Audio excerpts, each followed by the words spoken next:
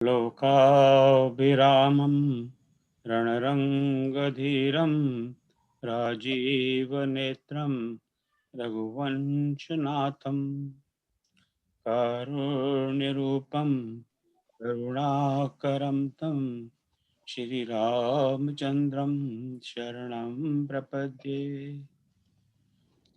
मनोजवं मारुततुल्यवेगं जितेन्द्रियं बुद्धिमतां वरिष्ठं वातात्मजं वानरयोधमुख्यं श्रीरामदूतं शरणं प्रपद्ये। श्यावर रामचंद्र भगवान की जय।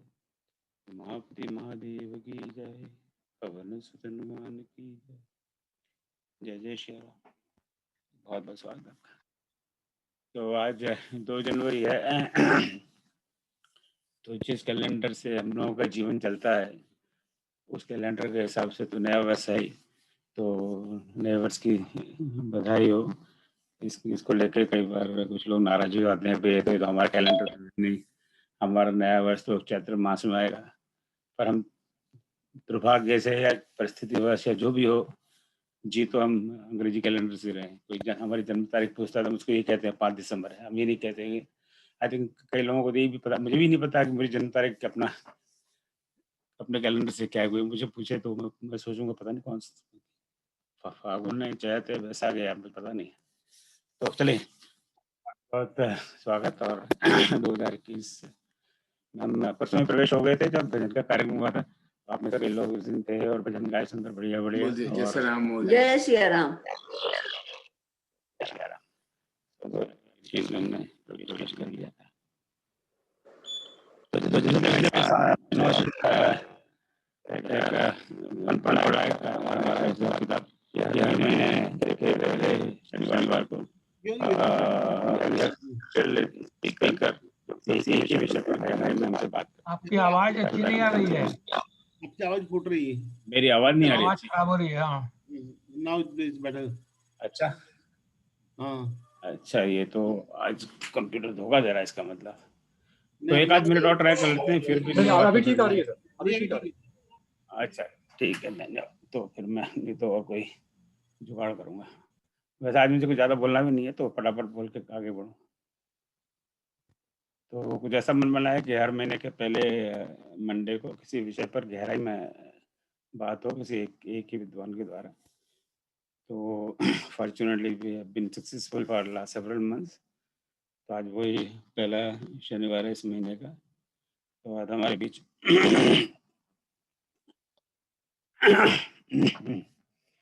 डॉक्टर राजेश श्रीवास्तव जी, उनका परिचय मैं भी दे रहा हूँ।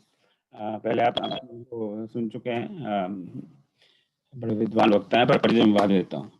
तो एक ये मन था कि हम जब जानते हैं कि सबसे पहले रामायण की एटलीस्ट इन राइटिंग जो रचना हुई महर्षि वाल्मीकि जी ने की, और आई थिंक इतिहासकार विद्वान करीब इसमें सबकी सम्मति है, और वही पहला काव्य बना और इसलिए वादी काव्य कहा गया और वादी कवि माने जाते हैं। आई थिंक इसमें मैं नहीं मानता कि कोई बहुत ज्यादा डिबेट है। और उसके बाद में जो दूसरे रामायण को जिसे हम ज्यादातर हम लोग परिचित हैं, जो तुलसीदास जी की लिखी रामायण श्री रामचरितमानस, पर कहते हैं उसको रामायण ही हम। कोई क्या हो रहा है, सब रामायण पाठ हो रहा है, रामायण पाठ हो रहा है मतलब श्री रामचरितमानस पाठ हो रहा है। तो उसने इतनी पॉपुलैरिटी प्राप्त कर ली कि श्री रामचरितमानस का नाम ही रामायण पड़ गया। पर इस बीच में वाल्मीकि जी से और गोस्वामी जी के बीच में कई सारे विद्वानों ने अपने अपने मति के अनुसार, अपने अपनी सोच के अनुसार, समझ के अनुसार अपने शब्दों में रामायण की रचना की। न केवल हिंदी में या संस्कृत में, अन्य भाषाओं में, न केवल भारत में और विदेशों में। सो उसका बड़ा विस्तृत इतिहास है। तो इस विस्तृत इतिहास को 40, 45, 50 मिनट में डॉक्टर साहब कैसे समेटेंगे, ये तो उनके लिए एक चुनौती है। पर हमने तो उनको प्रार्थना की है, और बस अब वो चुनौती को कैसे निकालेंगे ये वो ही जाने। तो ये बहुत बड़ा इतिहास है, पर एक इम्पॉर्टेंट थिंग तो उससे जब डॉक्टर साहब हमारे बड़े विद्वान हैं इस विषय में, जब इनसे बात हुई फिर मन में था हवा है कि बाकी रामायणों के बारे में थोड़ा-थोड़ा हम जानें। So then I put a call on our WhatsApp message कि आप अपने-अपने प्रपोज़ल भेजिए। So fortunately several people came forward और उसके बारे में मैं बाद में बात करूँगा इनके प्रवचन के बाद में। तो करीब अगले 6 महीनों तक हर महीने हम किसी न किसी अन्य रामायण पर बात हुई। तो और मैं मानता हूँ कि बाद में और भी रामायण हैं उनके भी विद्वान हमें मिलेंगे। तो मेरा मेरा मन ये है आंतरिक भाव कि कम से कम 2021 का साल अन्य रामायणों के अध्ययन पर हम लोगों का एक important part will be that. So 21 के अंत में हो सकता है we will be familiar with many other Ramayans. तो जैसा एक बड़ी प्रसिद्ध चौपाई है राजेश जी ने मुझे याद दिलाई थी, नाना भांति राम अवतार रामायण सतकोटि अपार। तो भगवान के कितने जन अवतार हुए और एक बड़ी प्रसिद्ध किताब है मेरे पास रखी हुई है पर मैं निकालना भूल गया। उसमें ये प्रश्न होता है कितनी रामायण है, तो उसमें हनुमान जी का प्रसंग है पर वो प्रसंग नहीं कहूँगा, उसमें 5 मिनट चले जाएंगे। तो राम भगवान के कितने अवतार हुए हैं इसका किसी को पता नहीं, नाना भांति राम अवतार, राम भगवान ने अनेक अवतार लिए और रामायण सतकोटि अपार 100 करोड़ से भी ज्यादा, यानी बहुत ज्यादा रामायण है। खैर ये अतिशयोक्ति हो सकती है पर मैं कहने का मतलब ये है कि बहुत सारी रामायण है। तो इसी से प्रेरित होकर कुछ दिनों पहले मैंने एक शब्द लिखे थे रामायण पर, तो मैं जरा उनको पढ़ लूँ फिर आपके हमारे आदरणीय वक्ता जी का परिचय देता हूँ फिर आगे बढ़ते हैं। तो रामायण है बहुतेरी, अब एक तो है नहीं, दो को तो हम जानते ही हैं, वाल्मीकि रामायण जानते हैं, मतलब नाम से जानते हैं, वाल्मीकि रामायण श्री रामचरितमानस। रामायण है बहुतेरी राम है एक अनन्य, रामायण है बहुतेरी राम है एक अनन्य, जो मन से उसको भजे जीवन उसका धन्य, और जो मन से उनको भजे उसका जीवन धन्य। उसका जीवन धन्य राम बसे जिसके हृदय, उसका जीवन धन्य राम बसे जिसके हृदय, मन में रखे राम जो, मन में रखे राम जो, राम नाम जीवन की लय। ओम करो अब ध्यान तुम, ओम करो अब ध्यान तुम भज लो श्रीमन नारायण, ओम करो अब ध्यान तुम भज लो श्रीमन नारायण। रामायण है राम है एक अनन्य, राम है एक अनन्य यद्यप बहुतेरी रामायण, राम है एक अनन्य यद्यप बहुतेरी रामायण। तो बहुत सारे रामायण है पर राम पे की है। आज बस इन्हीं शब्दों के साथ में अपने अत्यंत आदरणीय अतिथि वक्ता आज के हैं डॉक्टर श्री राजेश श्रीवास्तव जी का परिचय देता हूँ। तो डॉक्टर साहब हिंदी अंग्रेजी दर्शन शास्त्र विषयों में एमए तथा डीलिट है और भोपाल में उन्होंने रामायण केंद्र का संचालन कर रहे हैं, वहाँ के निदेशक हैं और एक बहुत बड़ा प्रोजेक्ट लिया हुआ है गवर्नमेंट ने, ग्लोबल एनसाइक्लोपीडिया ऑफ रामायण, मेरे से उत्तर प्रदेश का प्रोजेक्ट है और उसके बारे में शायद राजेश जी बताएं। तो उसके राष्ट्रीय समन्वयक हैं और वहाँ पर यूनिवर्सिटी में हिंदी उच्च शिक्षा विभाग में के प्राध्यापक हैं और इन्होंने कई सारी पुस्तकें हैं, रामायण, कुश रामायण, रक्षायण, इनकी पुस्तकें हैं और 24 देशों में यात्रा कर चुके हैं और इन्हें हम मॉस्को 2019 में रामायण भूषण सम्मान मिला है। तो बस अब मैं आप जिनको सुनने के लिए आ जाएं बस उनको हाथ जोड़कर आमंत्रित करता हूँ। तो डॉक्टर साहब आपका बहुत बहुत स्वागत और कटकल से आपका स्वागत, आप मन संभाल है और हम आपको सुनने के लिए बेकरार हैं। जय श्री राम। जय श्री राम जी। मेरी आवाज पहुंच रही है? पहुंच तो रही है, मुझे थोड़ी कम लगी वॉल्यूम थोड़ा। अभी गुप्ता जी का पूरा जो वार्तालाप था वो उसमें खराश थी, वो सुन नहीं पाया। जी जी जी, यही मैं बोलने वाला था कि गुप्ता जी की आवाज साफ नहीं है। हाँ, तो मेरी आवाज साफ आ रही है? जी बिल्कुल साफ आ रही है। बिल्कुल साफ आ रही है सर। चलिए, प्रभु जी की कृपा है। कुछ कहने का प्रयास करूंगा अपनी टूटी फूटी भाषा में। सबसे पहले तो मैं प्रभु राम जी के चरणों में अपना वंदन करता हूँ। आज बड़ी चुनौती वाला दिन है मेरे लिए।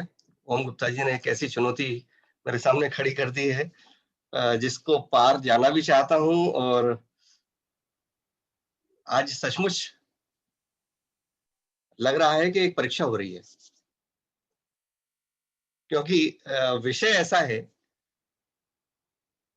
कि आप देखेंगे कि समुद्र में जितने भी रत्न निकले, उन रत्नों पर भी इतनी सारी बातें कही जाती हैं। तो यहाँ तो रामायण का महासमुद्र है, और उसकी एक बूंद को देखना और समझ पाना इतना कठिन होता है। और आपने वाल्मीकि से लेकर अब तक जो भी राम कथा है उसका, हालांकि मुझे जो जानकारी है, जो सूचनाएं हैं, जो समझ पाया हूँ, उसके बारे में प्रयास करूंगा। प्रभु राम जी शक्ति दें इतनी। सबसे पहले तो मैं इस श्रृंखला का स्वागत करता हूं जो ओम गुप्ता जी ने, बड़ी अभिनव श्रृंखला है। मेरा मन था कि कोई ऐसी सीरीज मिले जिसमें अलग-अलग जो रामायण लिखी जा रही हैं उनके बारे में जानकारी मिलती रहे। फादर कामिल बुल्के ने बहुत सबसे पहले काम किया था, और उन्होंने कोशिश की थी कि ये इस तरह से रामायणों की चर्चा की जाए। विश्वकोश में भी वही सब होता है, उस पर भी हम काम कर रहे हैं। लेकिन उसके अलावा भी जो अब तक जो बाकी काम हुए, करपात्री जी महाराज ने भी बहुत सारी रामायणों की चर्चा की, लेकिन सब गुत्थम-गुत्था है। व्यवस्थित रूप से किसी रामायण के बारे में चर्चा करने की जो सीरीज ओम गुप्ता जी ने शुरू की है, मुझे लगता है कि इस तरह का प्रयास बहुत कम हुआ है, या शायद नहीं भी हुआ है। तो इसके लिए सबसे पहले तो मैं उनको धन्यवाद देता हूँ, और उनके साथ में जुड़े हुए आप सभी मनीषियों को जो इस महायज्ञ में आए हैं। और जैसा कि गुप्ता जी बता रहे थे, अगले 6 माह तक निरंतर ये चलेगा। तो मैं तो ये सोचता हूँ कि जीवन भर ये श्रृंखला अगर चलती रहे तो भी समाप्त नहीं होगी, क्योंकि रामायणों की श्रृंखला तो इतनी लंबी है। और जो मुझ जैसा, हालांकि उसमें मुझे अपने आप के बारे में कहते अजीब लगता है, लेकिन बहुत सारी रामायणों के बारे में मुझे जानकारियां मिली हैं, और मैंने संग्रह भी किया है। आपको शायद सुनकर अच्छा लगेगा, मैं आप लोगों से, बहुत सारे लोगों से छोटा हूँ, लेकिन आपको सुनकर अच्छा लगेगा कि लगभग 750 से अधिक रामायणों पर मैंने काम किया है, जो पिछले वर्ष के आंकड़े थे। और अब मेरा ऐसा मानना है कि ये आंकड़े कम से कम 3000 रामायण के हैं। तो उन 3000 रामायणों तक पहुंचना एक बड़ी चुनौती है, और उसमें बड़े सारे लोग काम कर रहे हैं। और जो सूचनाएं मिल जाती हैं, हमारे पास संग्रहालय में काफी सारी पुस्तकें हैं। मैं आज आपको दिखाऊंगा। आप लोगों में से बहुत सारे लोगों ने शायद उन रामायणों के नाम भी ना सुने हों, या हो सकता है कि बहुत सारी ऐसी रामायण हो जो आप लोगों के जानकारी में, आप लोगों के पास हो, और मैं वहां तक ना पहुंच पाया हूं। तो इस कार्यक्रम का उद्देश्य यह है कि हम विभिन्न जो रामायण हैं, या जो इतिहास है वाल्मीकि से लेकर अब तक किस रूप में राम कथा पहुंची है, उसके बारे में संक्षेप में बात करेंगे। यहाँ पर मैं केवल ये कहना चाहता हूँ कि मैं अपने आप को फोकस रखना चाहता हूँ उन रामायण ग्रंथों की ओर, क्योंकि और बातें करेंगे, जैसे हम पुराणों की ओर जाएंगे, आरण्यक ग्रंथ, ब्राह्मण ग्रंथ, स्मृतियां, उनमें भी रामायण है, जातक कथाएं हैं, या और भी चीजें हैं। लेकिन उनमें ना जाकर, जैसा कि मुझे गुप्ता जी ने जो विषय दिया है, वो विषय है वाल्मीकि से अब तक, राम कथा का इतिहास वाल्मीकि से अब तक। अर्थात जितनी भी रामायण उपलब्ध हैं, जो हमारे संग्रहालय में, पुस्तकालय में हम रख सकते हैं, और जिनके माध्यम से हम राम को समझते आए हैं, उनके बारे में मैं आपसे बात करना चाह रहा हूँ। अभी आपको बताया ही कि नाना भांति राम अवतारा, रामायण का सतकोटि अपारा। तो बड़ी संख्या है। तुलसीदास जी ने तो कहा है कि नाना पुराण निगमागम सम्मत। उन्होंने तो ना जाने कहाँ से, क्योंकि उन्होंने भी कुछ पढ़ा होगा, उनका भी अध्ययन रहा होगा, गुरुजनों से उनको प्रवचन मिले होंगे, तब जाके उन्होंने ये सब चीजें कही। एक चीज यहाँ पर बड़ी सावधानी से समझने की है कि जिस प्रकार से छोटी-छोटी नदियां जब चलकर और गंगा जी में मिल जाती हैं, तो फिर उनका नाम भी गंगा हो जाता है। इसी तरह से जो भी पात्र आते हैं और वो राम कथा के आसपास भी होते हैं, तो वो सब राम कथा के ही सहायक हो जाते हैं, तो वो भी राम कथा बन जाती है। तो जितने भी पात्र आए हैं, उनकी जो भी कथाएं हैं, चाहे वो राम से मिले हों पात्र या ना मिले हों, बहुत सारे पात्र ऐसे हैं रामायण में जिन्होंने राम जी के दर्शन नहीं किए, लेकिन वो रामायण के बड़े अंग हैं। यदि उनको अलग हटा दिया जाए तो रामायण पूरी नहीं होती। तो ये भी बात भी हमें समझने की है। और दूसरी बात ये है कि जो लोग रामायण लिख रहे हैं, या जिन्होंने रामायण पर काम किया है, उनको भी एक नजर से हमें देखना पड़ेगा क्योंकि हर व्यक्ति में एक वाल्मीकि भी हो सकता है, एक तुलसीदास भी हो सकता है, या उसका कुछ अंश भी हो सकता है। तो किसी का शेर है कि जब भी किसी को देखना कई बार देखना, हर आदमी में होते हैं 10-20 आदमी, और जब भी किसी को देखना कई बार देखना। तो हमें गहराई से देखना होगा, यदि किसी ने राम पर काम किया है, रामायण पर काम किया है, तो निश्चित रूप में उसमें कोई ना कोई खास बात होगी। मलिक जी बैठे हैं, प्रणाम करता हूँ। रामानुरागी जो होते हैं वो 4 प्रकार के होते हैं। मैं अपनी रामकथा के इतिहास की पृष्ठभूमि में ही ये बात कह रहा हूँ कि 4 प्रकार के अनुरागी होते हैं। पहले है वो होते हैं जो रस पान करते हैं, जो चुपचाप पीछे बैठे रहते हैं, और जो भी कथा चल रही हो, जो भी बातचीत हो रही हो, जो भी दृष्टि जा रही हो, उसमें जो रस मिलता है उसका आनंद लेते हैं। ये सबसे बड़ा वर्ग है रामकथा का। दूसरा वो होते हैं जो सूचनाओं का आदान प्रदान करते हैं। जैसे गुप्ता जी ने हम सबको जोड़ रखा है। हमारे पास जो सूचनाएं होती हैं वो हम एक दूसरे से शेयर करते हैं, ग्रहण करते हैं, और फिर उस पर बातचीत करते हैं। ये हम लोगों का उद्देश्य होता है। तीसरा एक समूह होता है, वो होता है संतों का। वो रामकथा के छोटे-छोटे घटनाओं पर, छोटी-छोटी बातों पर, छोटे-छोटे पात्रों पर उनकी व्याख्या करते हैं, और नई व्याख्या से कुछ नई दृष्टि मिलती है। ये संतों की एक श्रेणी होती है। और एक होती है प्रणेताओं की श्रेणी। प्रणेता जो होते हैं, जैसे वाल्मीकि हुए या तुलसीदास जी हुए, जो रामायण को बनाते हैं, ये एक वर्ग होता है। ये 4, और चारों से रामकथा होकर गुजर रही है। हम जो आज बात करने वाले हैं उसमें इन तीनों चारों तरह के लोगों का हिस्सा है।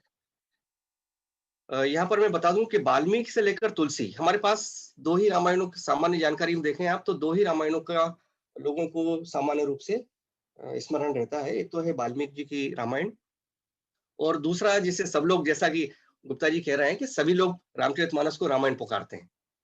तो ये 2 हैं। बाकी के अलावा जिन लोगों को जानकारी है वो विशेष लोग हैं, अन्यथा बाकी लोग तो इसी में ही डूब गए हैं। लेकिन ये हिंदी भाषी क्षेत्र के लिए है। जो दूसरी भाषाओं के लोग हैं, वहां पर लोग तुलसीदास जी को भी नहीं जानते। मैं बहुत सारे ऐसे प्रदेशों के लोगों को जानता हूँ जो तुलसीदास जी का नाम उनके सामने लो तो वो नहीं जानते, सामान्य ज्ञान के लिए भी नहीं जानते। बच्चे और टीचर्स भी नहीं जानते कि तुलसीदास जी कौन है। दक्षिण भारत में हम जाते हैं तो वहां पर थोड़ा सा इसमें भेद है। लेकिन जो 5 बड़ी महत्वपूर्ण रामायण हैं, जो वाल्मीकि और तुलसीदास जी के बीच की कड़ी में सबसे महत्वपूर्ण है, जिन्हें मैं मानता हूं कि तुलसीदास जी की रामचरितमानस को बनने में भी इन 5 रामायणों का बहुत बड़ा योगदान है, और इनको समझना पढ़ना हम लोगों के लिए तो बहुत आवश्यक है। उसमें मैं आपको बताता हूँ, एक है कंब रामायण, जिस पर हम लोग चर्चा करेंगे अभी हमारे अगले एपिसोड में। कहीं कंबन ऋषि हुए हैं तमिल में, उनकी कंबन रामायण है। फिर इसके बाद आप देखें, एक रामायण है कृतिवास जी की, बंगला रामायण है। इसके अलावा भोपाल में राजा भोज हुए हैं, उनकी चंपू रामायण है। और एक रामायण है आनंद रामायण। एक है अगर आप देखें तो कालिदास जी की रघुवंशम। ये महत्वपूर्ण रामायण है। रंगनाथ को भी आप ले सकते हैं जो तेलुगु भाषी हैं। तो ये कुछ रामायण हैं जिनका बाकी रामायण पर, जो आज रामायण लिखी जा रही हैं, अलग अलग प्रदेशों में चल रही हैं, उन पर बड़ा प्रभाव पड़ा है। और चलिए मैं आपको कुछ दिखाकर बात करता हूं तो आप लोगों को थोड़ा सा अच्छा लगेगा। मैं शेयर कर सकता हूं सर क्या?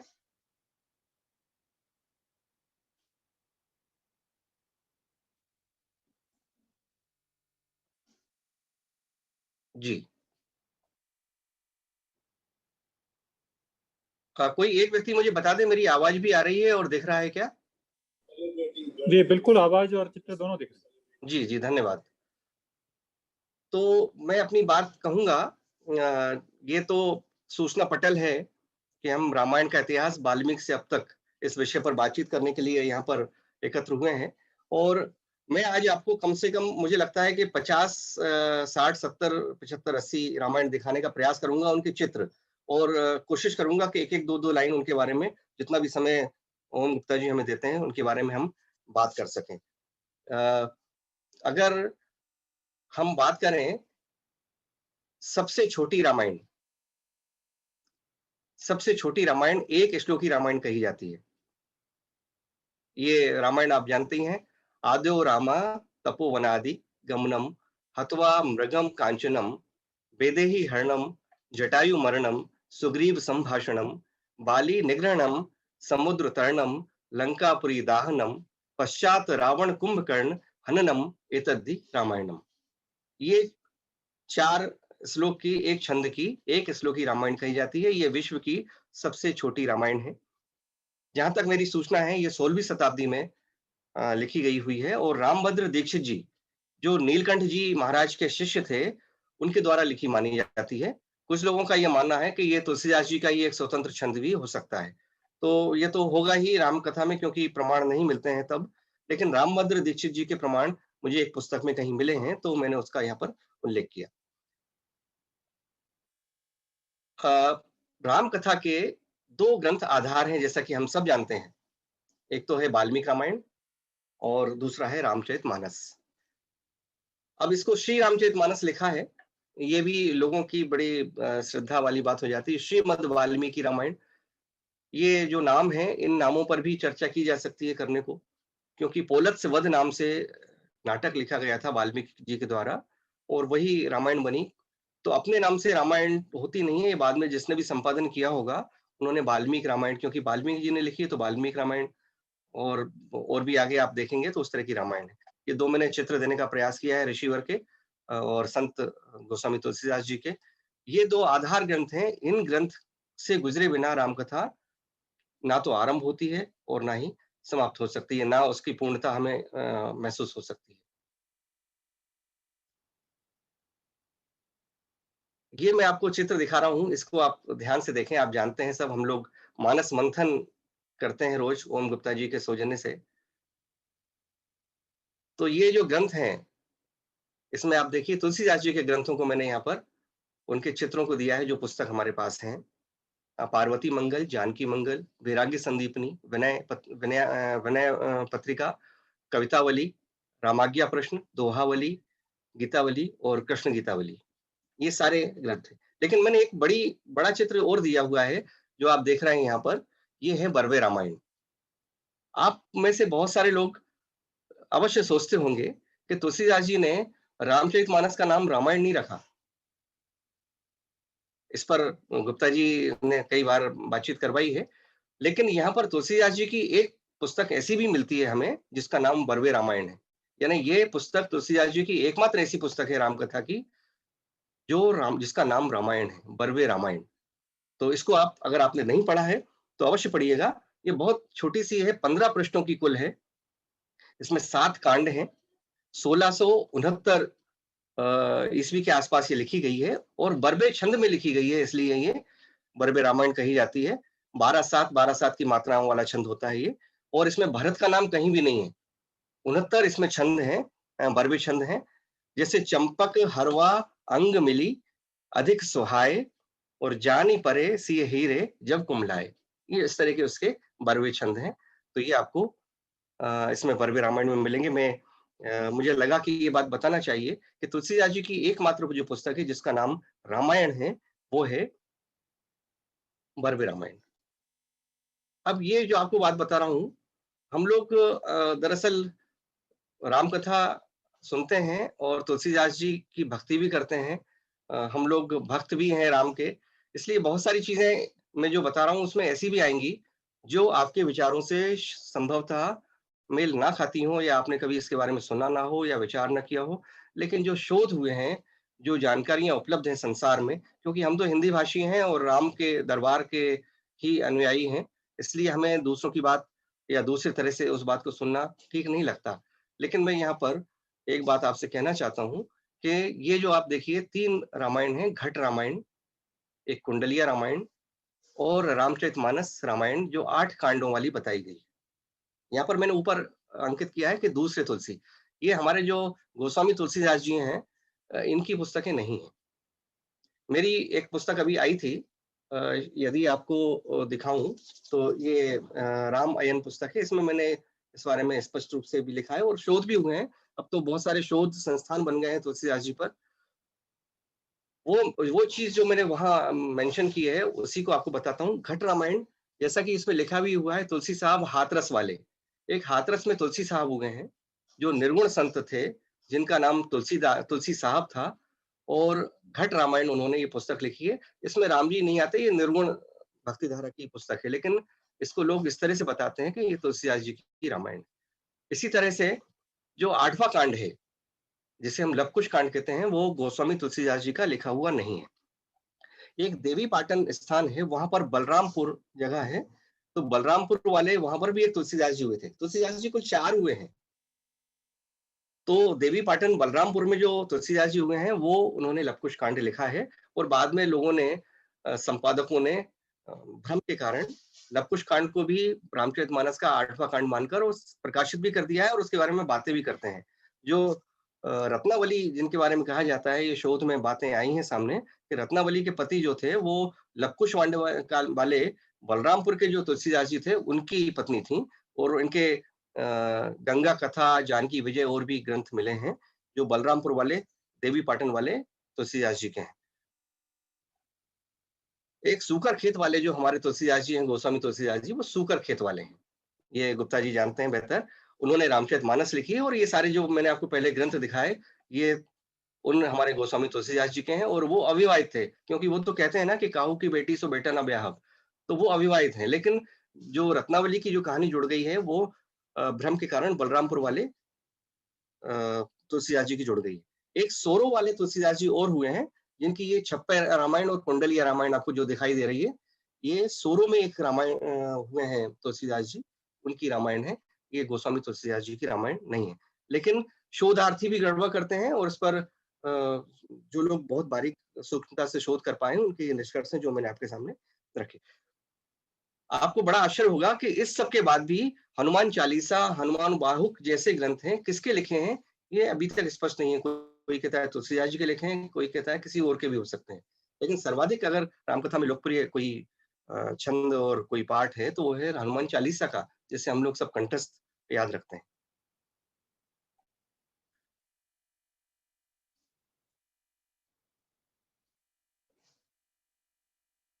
अब हम बात करते हैं कुछ संस्कृत परंपरा के ग्रंथ जो तुलसीदास जी के पहले के हैं, जो वाल्मीकि जी के बाद और तुलसीदास जी के पहले। एक ये भुसंडी रामायण है। आप लोगों ने अगर कहीं देखा हो तो बहुत अच्छी बात है। इसको आदि रामायण भी कहा जाता है, और ये बहुत सुंदर ग्रंथ है। ऐसा कहा जाता है कि तुलसीदास जी जब रामचरितमानस लिख रहे थे, तो उनके पास ये पुस्तक जरूर होगी, ये भुसंडी रामायण। आप देखें कि काक भुसंडी संवाद जो है, गरुड़ और भुसंडी जी का संवाद है, वो रामचरितमानस का एक अभिन्न हिस्सा है। वो वाल्मीकि जी में नहीं आता, लेकिन ये बीच में कहीं भुसंडी रामायण रही है, और इसके आधार पर वो पूरा का पूरा प्रकरण जो तुलसीदास जी हमें उपलब्ध कराते हैं, ये 1150 ईस्वी की मानी जाती है, और आदि रामायण का पूर्व खंड इसको कहा जाता है। और इसके अंत में जो जिसके अध्याय सर्ग जब समाप्त होते हैं, तो वहां पर लिखा होता है आदि रामायणम नाम श्री रामचरितम सुभय। लेकिन इसमें एक जगह गड़बड़ भी है कि इसमें मथुरा के तीर्थों का स्थान नाम आता है, तो इससे लगता है कि इसमें कुछ न कहीं न कहीं इसमें बाद में लिखा गया है, परिवर्ती है ये। इसके 4 खंड हैं, पूर्व खंड, दक्षिण खंड, पश्चिम खंड और उत्तरखंड। ये विशिष्ट अद्वैतवाद की पूरी सूचनाएं लेकर हमारे सामने आती है। बड़ी महत्वपूर्ण रामायण है। मैंने इसको पढ़ा है। अगर आप लोगों को मिले तो अवश्य पढ़िए, इसमें बहुत सारी सूचनाएं हमें अलग से मिलती हैं। इसके बाद में आपको ये जो चीजें दिख रही हैं, जैसे एक भट्टी काव्य, तो एक बड़े महाकवि हुए हैं भट्टी, 7वीं शताब्दी के हुए हैं। 7वीं शताब्दी में संस्कृत के बड़े आचार्य थे, और इस पुस्तक को भट्टी काव्यम को रावण वध भी कहा जाता है। ये गुजरात तरफ के थे, और इसके 4 कांड हैं, प्रकीर्ण कांडम, अधिकार कांडम, प्रसन्न कांडम और त्रिदंत कांडम। इसमें 22 सर्ग हैं और लगभग 1600 के आसपास श्लोक हैं। इंडोनेशिया जावा में जो रामायण है, उस पर इसका प्रभाव माना जाता है। भट्टी काव्य का प्रभाव उस पर देखा गया है, शोधार्थियों ने ऐसा आंकड़े दिए हैं।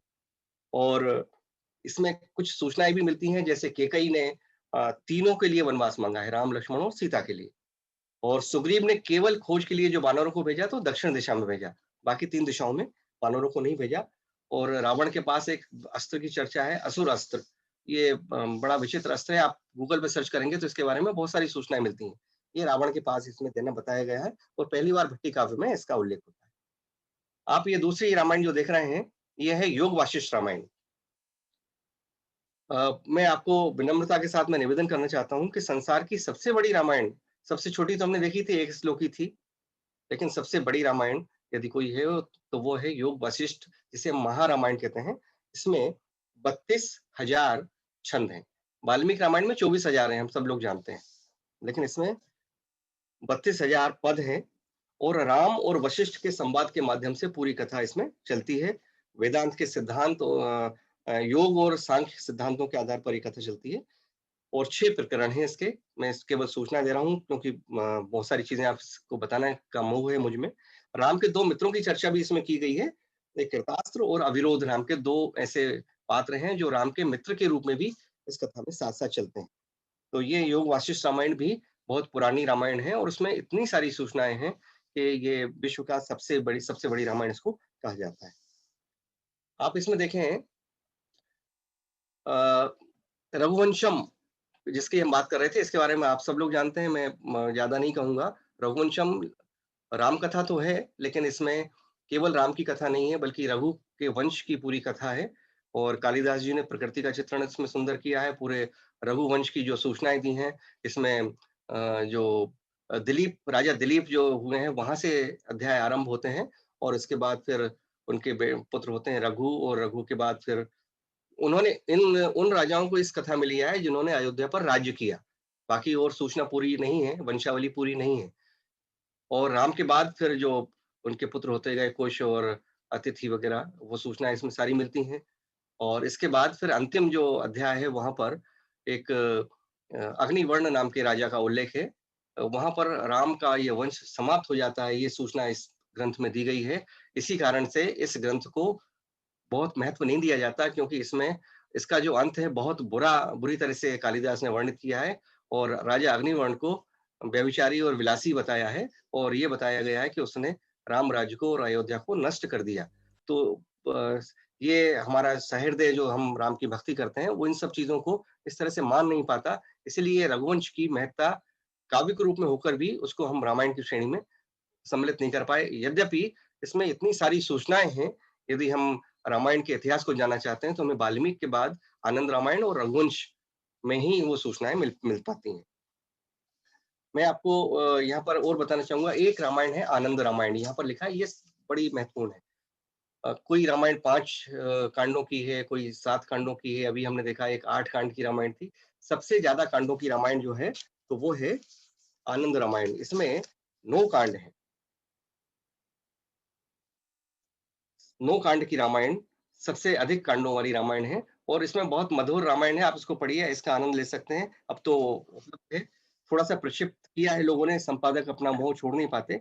सार कांड, यात्रा कांड, याग कांड, विलास कांड, जन्म कांड, विवाह कांड, राज्य कांड, मनोहर कांड और पूर्ण कांड। इसमें इतनी सारी सूचनाएं, इस पर ही अगर हम बात करेंगे तो इस पर हमें कम से कम 2-4 सप्ताह का समय चाहिए। तो इसमें इस पर हम जब हमारी बात होगी, कोई वक्ता इस पर बात करेंगे, तब हमें इसकी सूचनाएं मिलेंगी। जो भोज रामायण जिसकी हम बात करेंगे, चंपू रामायण जो आप इसमें देख रहे हैं, ये चंपू रामायण जो है, राजा भोज जो भोपाल के राजा हुए हैं उन्होंने रामायण लिखी है। और मैं जिन्हें 5 रामायणों को सबसे ज्यादा महत्वपूर्ण मानता हूँ, उसमें से एक रामायण राजा भोज की चंपू रामायण मानता हूँ। अभी 2-3 बार ऐसे अवसर आए वर्ल्ड रामायण कॉन्फ्रेंस में भी, जब मुझे विषय चुनने को कहा गया तो मैंने चंपू रामायण पर ही अपनी बात कही थी। और अभी ये रामायण लोगों ने जुटाकर इकट्ठी कर ली है, धार में एक संस्थान बना है, वहां पर इसकी कॉपी है। रामायण केंद्र भोपाल में भी हमारे पास इसका काफी सारा संकलन है और संग्रह है। चंपू रामायण में वो सारे सूत्र मिलते हैं जिनके आधार पर आप मान सकते हैं कि ये सर्वाधिक महत्वपूर्ण रामायण है। इसके 4 अध्याय राजा भोज ने लिखे हैं, जो 4 कांड हैं आरंभ के। इसके बाद लक्ष्मण सूरी जी ने उसके 2 अध्यायों को लिखा है और अंतिम उत्तर कांड जो है वो वेंकट राज ने लिखा है, वो बाद में लिखा है, लेकिन इसमें समानता है और कठिन संस्कृत में लिखा है। तो इसके लिए ये मैंने एक पृष्ठ भी लगाया है, टूटा फूटा जो हमारे पास था, ये पृष्ठ धार में रखा हुआ है, तो वहां से हम इसका चित्र लेकर आए थे।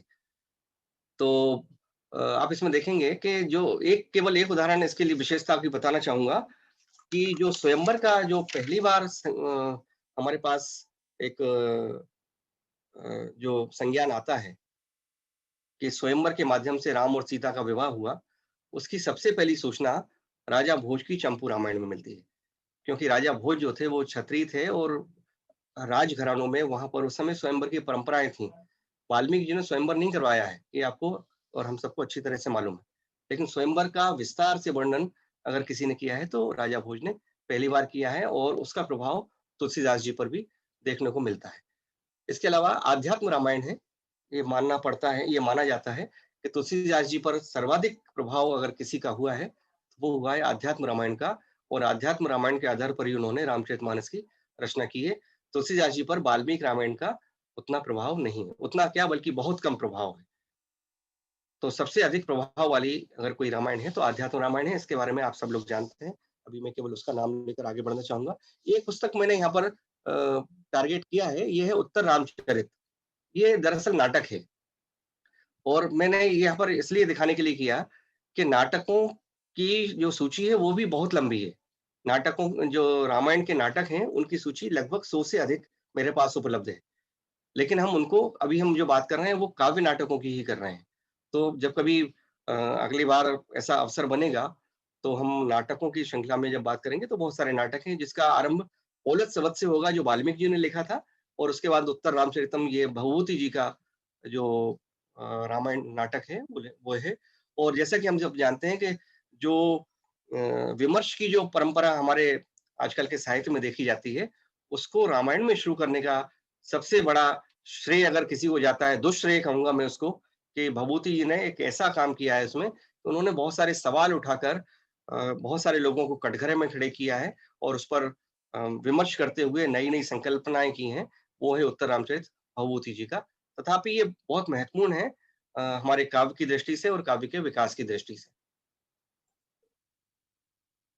अब मैं आपको ले चलता हूं भारत के उन प्रांतों में, और ये विनम्रता के साथ मैं निवेदन करूंगा कि हर प्रांत की बहुत लंबी लंबी सूची है मेरे पास जो उपलब्ध है। मैंने आपको बताया कि काफी बड़ी संख्या में है, लेकिन यहाँ पर मैं एक एक या दो दो रामायण को आपके सामने प्रस्तुत करूंगा, एक प्रांत की एक, अधिकतम दो, ताकि हमें सूचना मिल जाए कि वहां पर कुछ विशेष भी है। और फिर हम, क्योंकि हम ऐसे जो उद्देश्य है ओम गुप्ता जी का वो पूरा नहीं हो पाएगा यदि हमने एक रामायण पर रुक गए तो। सबसे पहले हम उत्तर भारत से शुरू करते हैं। उत्तर भारत के दो प्रांतों को लेते हैं, पंजाब और कश्मीर। तो सबसे पहले मैं बात करता हूं कश्मीर की। कश्मीर में ये रामावतार चरित सबसे महत्वपूर्ण रामायण मानी जाती है, और पंडित प्रकाश राम जी की है। 1847 में इसकी रचना हुई है जो आपको दिखाई दे रही है। इसमें 8 कांड हैं और 56 शीर्षक से उसके अध्याय बटे हुए हैं, और उसके शीर्षक कुछ अजीब से हैं कि लंका की तरफ फौज कशी, कुंभकर्ण के साथ जंग, जो वहां की शब्दावली है उसका प्रयोग इसमें किया गया है। कुछ शब्द भी बदले हैं, जैसे केकई को की कहा है, इंद्रजीत को इंद्रजेठ कहा है। इसमें सबसे खास बात यह है कि कश्मीर में जो फूल फल मिलते हैं, वृक्ष, उनके नाम इसमें उल्लिखित हैं, तो आपको देखकर मालूम पड़ जाएगा कि ये कश्मीर की बात हो रही है। और वहां पर एक राम को वो सीता समाने की घटना ये मानी जाती है कि शंकरपुर नाम का एक स्थान है कश्मीर में, वहां पर सीता जी जो पृथ्वी में समाई थी वो स्थान वहां पर है, और वहां पर अब एक राम कुंड बन गया है। यदि अब तो किंवदंती है वहां पर, आप लोग पढ़ेंगे पुस्तकों में लिखा हुआ है कि वहां पर जाकर कुंड के पास यदि हम जाकर कहें कि सीता देखो राम आए हैं, तो उस कुंड में बुलबुले उठ जाते हैं, ऐसा लोग कहते हैं। ये सब तो राम जी के साथ में वो सारा चलता रहता है। इसमें खास बात यह है कि सीता को रावण की पुत्री बताया है। और कुछ और रामायण है जो, जैसे शंकर रामायण है, विष्णु प्रताप जी की रामायण है, ताराचंद जी की अमर रामायण है, दिवाकर प्रकाश भट्ट जी की बड़ी महत्वपूर्ण रामायण है कश्मीरी में। तो बहुत सारी रामायण है, उनके नाम मैंने लिए। अब हम चलते हैं पंजाब में। एक रामायण का बताऊंगा आपको, गोविंद रामायण। दरअसल ये रामायण भी नहीं है, ये जो उनका दशम ग्रंथ है उसमें 24 अवतारों का उन्होंने वर्णन किया है गुरु गोविंद सिंह जी ने। तो उसमें एक राम अवतार भी आता है। 1698 का ये ग्रंथ है, और इसमें राम अवतार नाम से ये गोविंद रामायण ही हो गई है, और आजकल तो अब मिलने लगी है, और पंजाबी में भी, गुरुमुखी में भी मिलती है, और हिंदी और इसके अंग्रेजी अनुवाद भी हो रहे हैं। सबसे खास बात यह है कि इसमें लक्ष्मण रेखा जैसा रेयर प्रसंग जो तुलसीदास जी में भी नहीं है और वाल्मीकि में भी नहीं है, कृतिवास रामायण में भी नहीं है, और भी रामायण है बहुत सारी, उनके भी नाम लूं, जैसे भानुभक्त जी की है रामायण, उसमें भी नहीं है। बहुत कम रामायणों में ये सूचना है। इस रामायण में वो सूचना मिलती है लक्ष्मण रेखा वाली। और कथा सरित सागर एक ग्रंथ हुआ है संस्कृत का, उसका भी इस पे प्रभाव देखने को मिलता है। तो हम आगे चलते हैं उत्तर भारत से चलते हैं सीधे दक्षिण की ओर। अभी हमारे गुप्ता जी बता रहे थे कि अगली बार कोई इस रामायण पर बातचीत करने वाले हैं, तो इसलिए मैं ज्यादा इस पर बात नहीं करूंगा। कंब रामायण वाल्मीकि रामायण के बाद सबसे महत्वपूर्ण अगर कोई रामायण मानी जा सकती है, उसके काव्य की दृष्टि से, उसके चिंतन की दृष्टि से, या उसमें जो सूत्र दिए हैं, उसका लोक व्यवहार दिया है, तो ये ऋषि कंबन की कंब रामायण है और ये 12वीं शताब्दी की है। ये कंब रामायण इसको लिखते हैं, लेकिन इसका असली नाम है इरामावतारम। इरामावतारम ये 6 खंड में है और इसके 113 पटल हैं और इसमें लगभग 10,000 से ज्यादा पद हैं। और इसका जैसा सब जगह विवाद है कि उत्तरकांड इसका प्रक्षिप्त है, इसका भी हो सकता है। इसमें सबसे खास बात यह है कि रावण सीता को स्पर्श नहीं करता, वो कुटिया के सहित ही सीता जी को उठाकर ले जाता है। और मंदोदरी विलाप नहीं करती, बल्कि वो रावण की मृत्यु के पहले ही मर जाती है। ये घटना भी इसमें आती है। इसके अलावा विभीषण के पुत्र से बड़ी रेयर सूचना है, विभीषण के पुत्र से सुग्रीव की पुत्री का विवाह होता है। ये सूचना भी हमें मिलती है कंब रामायण में। ये हमारे उत्तर भारत की भक्ति धारा से बिल्कुल भिन्न है, इसलिए दक्षिण भारत में तो लोग इसका पूजन भी करते हैं, घरों में रखते हैं, पाठ करते हैं। वो वहां पर तुलसी रामायण का और उतना प्रभाव नहीं है, यद्यपि दक्षिण भारत में वाल्मीकि रामायण को अब पढ़ा जाने लगा है। एक ये सच्ची रामायण है, मैंने ये इसलिए रखा कि आप लोग और इसको मुख्य प्रश्न ना देकर मैंने इसका अंदर का प्रश्न दिया है, क्योंकि ये पेरियार जी की तमिल रामायण है, जिसमें उन्होंने नेगेटिव पूरी बातें लिखी हैं रामायण से संबंधित, और हर जगह विरोध करते हुए कि ऐसा कैसे हो सकता है, और उल्टे सीधे तर्क दिए हैं। लेकिन ये महत्वपूर्ण इसलिए है कि करपात्री जी महाराज की जो रामायण आपने पढ़ी होगी यदि, तो उसमें उसका आधार सच्ची रामायण पेरियार ही है, क्योंकि जितने भी प्रश्न इन्होंने यहाँ पर खड़े किए हैं, करपात्री जी महाराज ने उन सारे प्रश्नों का यथासंभव उत्तर देने का अपने ग्रंथ में प्रयास किया है। इसलिए मैंने यहाँ पर सच्ची रामायण को दिया। और मैं शोधार्थियों से अवश्य कहता हूँ कि निंदक नीरे राखिए। कोई विरोध कर रहा है तो ऐसा नहीं कि हम उसको छोड़ ही दें, उसको अवश्य पढ़ना चाहिए। एक ग्रंथ था तुलसीदास जी का, हिंदू धर्म का पथभ्रष्टा तुलसीदास, लोग उसको पढ़ते नहीं थे। लेकिन हम जब तक उसको पढ़ेंगे नहीं तो हमें कैसे मालूम पड़ेगा कि उसमें व्यक्ति क्या कहना चाहता है, और फिर हम उसका तर्क देकर उसको दूर करें। तो इसी दृष्टि से मैंने आपको बताया। हमारे शोधार्थियों को भी मैं बताता हूँ कि इन बातों पर सवाल उठते हैं और उनका उत्तर हम सबको देना चाहिए। दक्षिण भारत में एक भाषा है तेलुगु, आंध्र प्रदेश की सबसे महत्वपूर्ण, और वहां पर सर्वाधिक महत्वपूर्ण जो रामायण है वो है रंगनाथ की रामायण। कवि गोन बुद्धा रेड्डी, इन्होंने ये रामायण लिखी है। 13वीं-14वीं शताब्दी की, जैसा कवर पृष्ठ से ही हमें ज्ञात हो रहा है। और अब इसमें बताने के लिए बहुत सारी चीजें हैं, लेकिन बस एक दो चीजों के नाम लूंगा। बुद्धनाथ जी की ये लिखी हुई है, 13वीं शताब्दी की ये रचना है। और जिस गिलहरी की हम बात करते हैं अक्सर, कि गिलहरी ने अपने मुंह में रेत का दाना लेकर समुद्र में डाला और अमर हो गई। देखिए, अगर राम के कार्य में आप रेत की एक बूंद भी उठा सकते हैं तो आपको यश मिल जाता है। केवट कितनी सी देर के लिए आया है रामायण में, राम कथा में? थोड़ी सी देर के लिए आया है। और मुश्किल से 4-6 चौपाइयां तुलसीदास जी ने केवट के बारे में लिखी हैं। लेकिन केवट ऐसा अमर पात्र है कि उसको छोड़े बिना हम आगे बढ़ नहीं सकते। तो ये गिलहरी भी वैसे ही पात्र है, जिसका नाम जब तक रामायण रहेगी तब तक लिया जाता रहेगा। और रंगनाथ की रामायण में वो दृश्य अंकित है, वो चित्र और वो घटना अंकित है, जब राम जी ने गिलहरी को अपनी हथेली में बिठाकर उसकी पीठ पर हाथ फेरे थे, और तभी से गिलहरी की पीठ पर 3 उंगलियां दिखाई देती हैं। ये दृश्य पहली बार यदि हमें मिलता है तो रंगनाथ जी की रामायण में मिलता है। आप यहाँ पर देखें, एक है मोल रामायण। ये महिलाओं ने जो तेलुगु महिलाओं ने जो रामायण लिखी, 4 महिलाएं हुई हैं, मधुरवाहिनी, सुभद्रा, चेविरोल, और एक हुई है मोल। मोल एक कुम्हारिन थी, उन्होंने ये रामायण लिखी। बड़ी चर्चित रामायण है और इसको बहुत महत्व दिया जाता है तेलुगु भाषा में। तो ये 6 खंड की है और इसमें राम और विष्णु अलग अलग बताए हैं इन्होंने। मंथरा जैसे पात्र नहीं है, शत्रुघ्न की भी चर्चा इन्होंने नहीं की, सुरसा वगैरह का, बहुत सारे पात्रों को इन्होंने हटा दिया है। लेकिन ये एक महत्वपूर्ण रामायण तेलुगु भाषा की मानी जाती है। इसके अनुवाद उपलब्ध नहीं होते, अंग्रेजी में अवश्य उपलब्ध हो जाते हैं, तो मैंने इसको थोड़ा बहुत अंग्रेजी के माध्यम से समझने का प्रयास किया है। जिसकी बात अक्सर हम लोग करते हैं, रामायण कल्प वृक्षम, ये तेलुगु का एक ग्रंथ है, आधुनिक ग्रंथ है, और इसकी चर्चा शायद हम लोग करेंगे। अगर गुप्ता जी के पास सूचना आई होगी तो कोई व्यक्ति तेलुगु भाषी इस पर बातचीत करेगा। लेकिन जहां तक मेरे पास सूचना है, ये 6 खंड की एक रामायण है और 1970 में इस पुस्तक को ज्ञानपीठ पुरस्कार मिला है। ये सत्यनारायण जी द्वारा लिखी हुई पुस्तक है और इसको सम्मानित किया गया है ज्ञानपीठ पुरस्कार से। तो इसके बारे में मैं ज्यादा नहीं कहूंगा, हम आगे चलते हैं और चलते हैं अब कर्नाटक में। कर्नाटक में अगर मैं रामायणों की बात करूं तो आप लोग आश्चर्य में पड़ जाएंगे और कहेंगे कि मैं अतिशयोक्ति में बात कर रहा हूं। अगर हम कहते हैं कि रामायण सतकोटि अपारा, तो ऐसी पंक्तियां, ऐसी अर्धाली कन्नड़ रामायण के लिए तो अतिशयोक्ति नहीं मानी जा सकती, क्योंकि 2-3 वर्ष पहले जब मैं कर्नाटक गया था और वहाँ के पुस्तकालय में और वहाँ के लोगों से बातचीत की, तो उस समय मुझे जो सूचनाएं मिली थी कि कन्नड़ भाषा में रामायणों की संख्या लगभग 1500 है।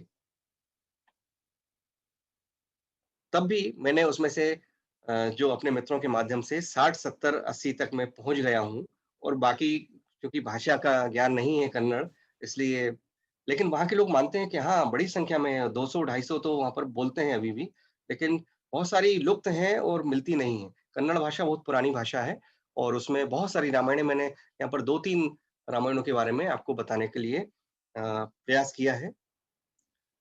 एक तो आप देखें कि ये है रामचंद्र चरित पुराणम, जिसको हम कहते हैं पंप रामायण।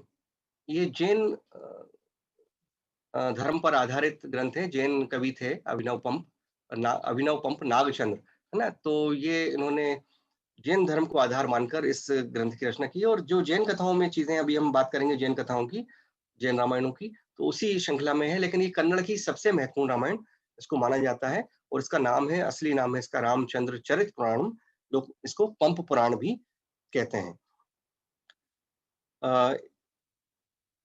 इस पर जो जैन कवि हुए हैं, बिमल सूरी, रविशेन और वाल्मीकि, इन सब का प्रभाव इस पर देखने को मिलता है। सीता के एक भाई का नाम इसमें प्रभा मंडल बताया गया है, और दशरथ की जो पत्नियां हैं उनके नाम भी अलग हैं, अपराजिता, सौमित्रा, सुप्रभा, और सूर्पनखा का नाम चंद्रनखा है, और उसके पुत्र शंभु के शीश को लक्ष्मण जी ने काट दिया था, ऐसा इसमें वर्णित है। और सुग्रीव की छोटी बहन का विवाह रावण से हुआ, ये भी एक रेयर सूचना है जो इस ग्रंथ के माध्यम से हमें मिलती है। हम विश्वास करें या ना करें, इस ग्रंथ में लिखा हुआ है पंप रामायण, जो कन्नड़ की सबसे महत्वपूर्ण रामायण है। और सूर्पनखा की पुत्री अनंग पुष्पा का विवाह हुआ है। आप चौंक पड़ेंगे, किससे विवाह हुआ है? उनका विवाह हुआ है हनुमान जी से। तो अभी आप जो लोग दक्षिण भारत में घूमे फिरे हैं, उनको वहां पर हनुमान जी के मंदिर मिलेंगे, विवाहित हनुमान जी के मंदिर मिलेंगे। तेलुगु और कन्नड़ क्षेत्र में बहुत सारे ऐसे मंदिर हैं जहां पर ये माना जाता है कि विवाहित हनुमान जी के मंदिर हैं। और उनकी सुवर्चला एक पत्नी के साथ में हैदराबाद के पास में एक मंदिर मुझे भी देखने का अवसर मिला।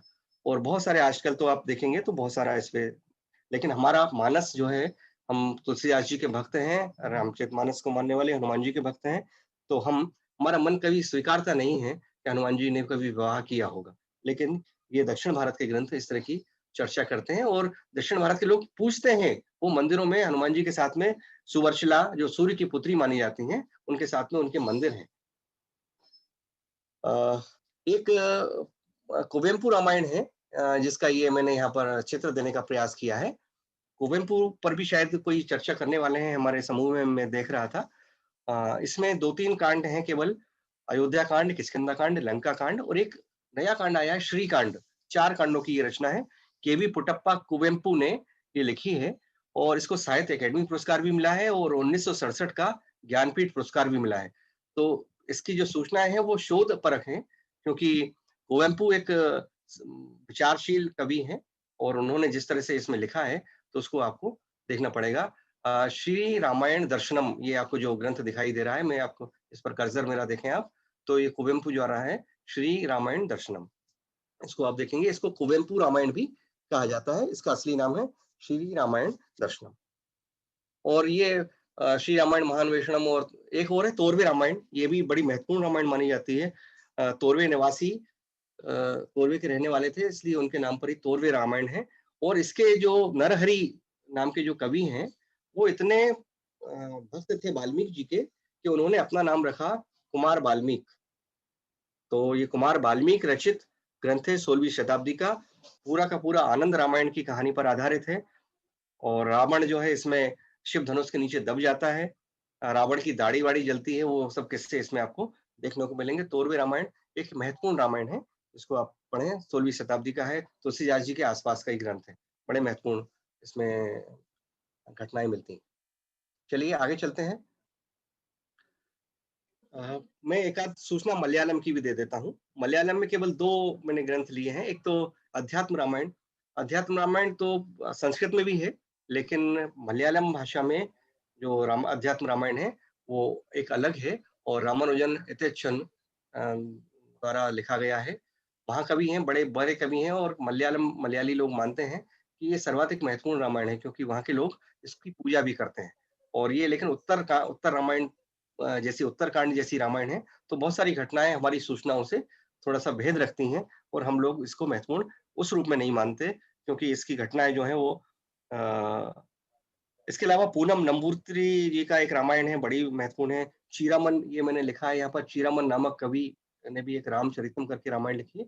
ये बड़ी महत्वपूर्ण रामायण है। जब वहाँ के शोधार्थी रामायण पर शोध करते हैं तो इन रामायणों की चर्चा होती है। रामोदंतम अगर आप देखें तो यहाँ पर मैंने केवल एक प्रयोगात्मक पुस्तक है ये।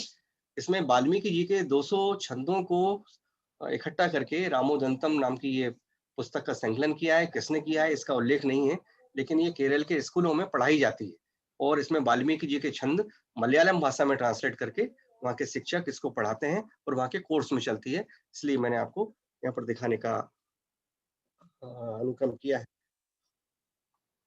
अब मैं थोड़ा जल्दी चलूंगा, मुझे समय का भान ना रहे तो मुझे थोड़ा सा आप इशारा कर दीजिएगा, निवेदन करता हूँ ओम गुप्ता जी से। हम चल रहे हैं अब हमारी पूर्वी दिशा में उड़ीसा की ओर। उड़ीसा की सर्वाधिक महत्वपूर्ण रामायण है जगमोहन रामायण। इसे मैंने यहाँ पर दिखाने का प्रयास, हालांकि ये बहुत सारे नाम है, आप देख सकते हैं। ये जो पुस्तकें मेरे पास हैं उनके मैंने यहाँ पर नाम लिखे हैं, विशी रामायण, कृष्ण रामायण, केशव रामायण, रामचंद्र बिहार, रघुनाथ विलास, ये सब उड़िया भाषा की बड़ी महत्वपूर्ण रामायण है। जगमोहन रामायण जो है वो उड़िया रामायण भी उसको कहते हैं, जगमोहन रामायण भी कहते हैं, और इसको दांडी छंद में लिखी गई है, इसलिए इसको दांडी रामायण भी कहते हैं। ये बहुत बड़ी रामायण है, इसके लगभग पृष्ठों की संख्या है 4000। 15वीं शताब्दी की रामायण है, यानी तुलसीदास जी से पहले की रामायण है। बलराम दास जी ने इसको बनाया है और इसकी कुछ अगर 1-2 बातें आपसे कहना चाहूं तो ये कहूंगा कि इसमें राम की बहन शांता का उल्लेख सबसे पहली बार देखने में आया है विस्तार से। हालांकि संकेत तो और भी रामायणों में मिले हैं, लेकिन राम की बहन के रूप में, यानी दशरथ और कौशल्या की पुत्री के रूप में अंकित किया गया है, तो वो रामायण है जगमोहन रामायण उड़िया भाषा में। इसमें तारा राम को श्राप देती है, उसका फल भी आगे मिलता है। विभीषण जी अपनी जो रावण की विधवा पत्नी है मंदोदरी, उनसे विवाह करते हैं, वो दृश्य को भी इसमें बताने का प्रयास किया गया है। रावण के 72 पुत्रों के नाम इसमें दिए गए हैं, उनकी सारे के सारे, सबसे ज्यादा कुटुंब बताया गया है रावण का। और हनुमान जी के तो इतने सारे प्रयोग किए हैं हनुमान जी के लिए। हनुमान जी रूप बदलना जानते हैं, जैसा हम जानते हैं, कभी मक्खी का रूप ले लेते हैं, कभी ब्राह्मण का रूप ले लेते हैं। यहाँ पर जो नाम बताए हैं वो कभी बाघ का, हाथी का, सिंह का, बिड़ाल, कुत्ते का रूप कभी ले लेते हैं, कभी मनुष्य का रूप बना लेते हैं, तो कभी वो गाय का रूप ले लेते हैं, भैंसे का रूप ले लेते हैं, और जब वो सीता जी के पास जाते हैं तो अब वहां पर भ्रमर के रूप में जाते हैं। तो बहुत सारे रूप हनुमान जी का विस्तार से इसमें वर्णन उड़िया भाषा में देखने को मिलता है। विचित्र रामायण भी विचित्र है, नाम ही विचित्र है उसका। और ये विलंका रामायण भी बहुत सुंदर सी रामायण है। इसको आप पढ़ेंगे तो आपको मालूम पड़ेगा कि लंका, उड़ीसा के लोग ये मानते हैं कि असली लंका तो उड़ीसा में ही है, ये समुद्र पार जाने की बात नहीं। वहां पर जो द्वीप हैं, उड़ीसा के बहुत सारे द्वीप हैं भूमि से लगे हुए, वहां पर उन द्वीपों को लंका द्वीप कहा जाता है, कई द्वीपों को। तो आप जाकर देखें वहां पर, तो वहां की एक अलग संस्कृति है और वो ये मानते हैं कि राम तो यहीं आए थे और रावण का भी क्षेत्र यही था, तो असली लंका यहाँ पर है। तो ये मैंने आपको बताया, केवल सूचनाओं के माध्यम से मैं आप तक बात कर रहा हूँ, क्योंकि एक रामायण पर यदि रुकूंगा तो फिर पता नहीं बात में से बात निकलती जाएगी। अब आइए पूरब में बंगला भाषा की ओर। जिन जिन महत्वपूर्ण रामायणों की मैं चर्चा कर रहा हूँ, उसमें एक बड़ी महत्वपूर्ण रामायण जो मेरी बहुत प्रिय रामायण है और उसको मैंने कई बार पढ़ा है, वो है कृतिवास ओझा जी की बंगला रामायण। अब तो ये अनुवाद भी इसके मिल जाते हैं, लेकिन अनुवादों में अंतर है। जो हमारे बंगाल के जो मित्र लोग हैं, वो उसको कहीं मैं अटकता हूँ उसको पढ़ने में, इंग्लिश में जो भी रहती है, तो उसके सही जो उसके अर्थ हैं उनको समझने के लिए मेरे बंगला जो मित्र हैं बंगला भाषी, वो मेरी मदद करते हैं और बहुत सारी चीज़ों तक हम पहुँचे हैं। कृतिवास रामायण को के अब हिंदी और अंग्रेजी में अनुवाद हैं, पुराने भाषाओं में भी अनुवाद उपलब्ध हैं, तो आप इसको पढ़ेंगे। ये सर्वाधिक महत्वपूर्ण रामायणों में से एक है वाल्मीकि के बाद, यानी कंब और कृतिवास, इन 2 का ही नाम मैं सबसे पहले लूँगा। कृतिवास रामायण जो है वो 6 कांड की रामायण है। इसमें आदि कांड से लेकर, आदि कांड नाम है पहला, जिसे हम बालकांड कहते हैं, आदि कांड से लेकर लंका कांड तक। पयार छंद इसका 15वीं शताब्दी यानी तुलसीदास जी से पहले का ग्रंथ है और इसमें सुमित्रा का विवाह का दृश्य भी बड़े विस्तार से बताया गया है। सिंहल राजा सुमित्र की पुत्री थी वो, कौशल्या और केकई से छिपकर उन्होंने विवाह किया था, तो वहां पर काली रात्रि का जो उत्सव होता है, वहां पर आप देखें कि बंगला भाषा में काली जी की पूजा होती है और काली रात्रि का उस समय से उत्सव मनाया जाता है और देवी की जो चीजें मिलती हैं, देवी के जो देवी का प्रवेश जो हुआ है, जैसे हम कहें कि इसको आप इस रूप में देख सकते हैं कि शिव दर्शन जो है कश्मीर में है, तो शाक्त दर्शन जो है वो बंगाल में है। तो जब शक्ति का स्थापना हुई, तो कृतिवास रामायण में सबसे पहले हमें शक्ति के दर्शन देखने को मिलते हैं राम कथा के माध्यम से और इसीलिए ही आप देखेंगे कि राम की शक्ति पूजा जो निराला जी लिखते हैं, वो राम की शक्ति पूजा कृतिवास से ली गई घटना है। कृतिवास की रामायण से निराला प्रभावित होकर निराला जी ने राम की शक्ति पूजा लिखी।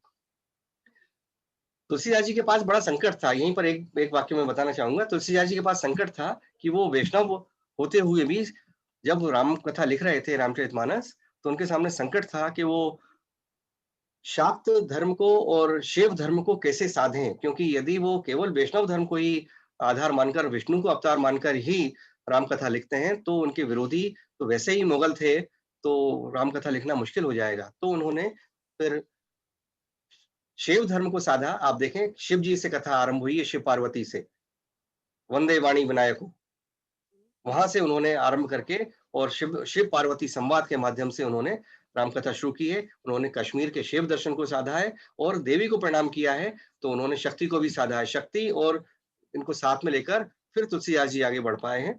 तो इस तरह से अनेक अनेक देवताओं का इसमें प्रवेश होता गया और यहाँ पर उन्होंने काली जी को शिव जी के रूप में मान्यता दी है अपने गोस्वामी तुलसीदास जी ने। तो कृतिवास रामायण में मुगलों का प्रभाव है। जैसे मैं बताऊं, बहुत सीधी सीधी बात है, मुगलों का प्रभाव ऐसे मिलता है कि 3 बार सिर को झुकाकर, आप जानते हैं कि 3 बार सिर झुकाकर 3 बार सलाम करते हैं ना, अस्सलाम, तो तस्लीम जिसे कहते हैं। तो रावण के दरबार में जो भी लोग आते हैं वो 3 बार झुककर सलाम करते हैं। ये प्रथा रावण के दरबार में देखने को मिलती है।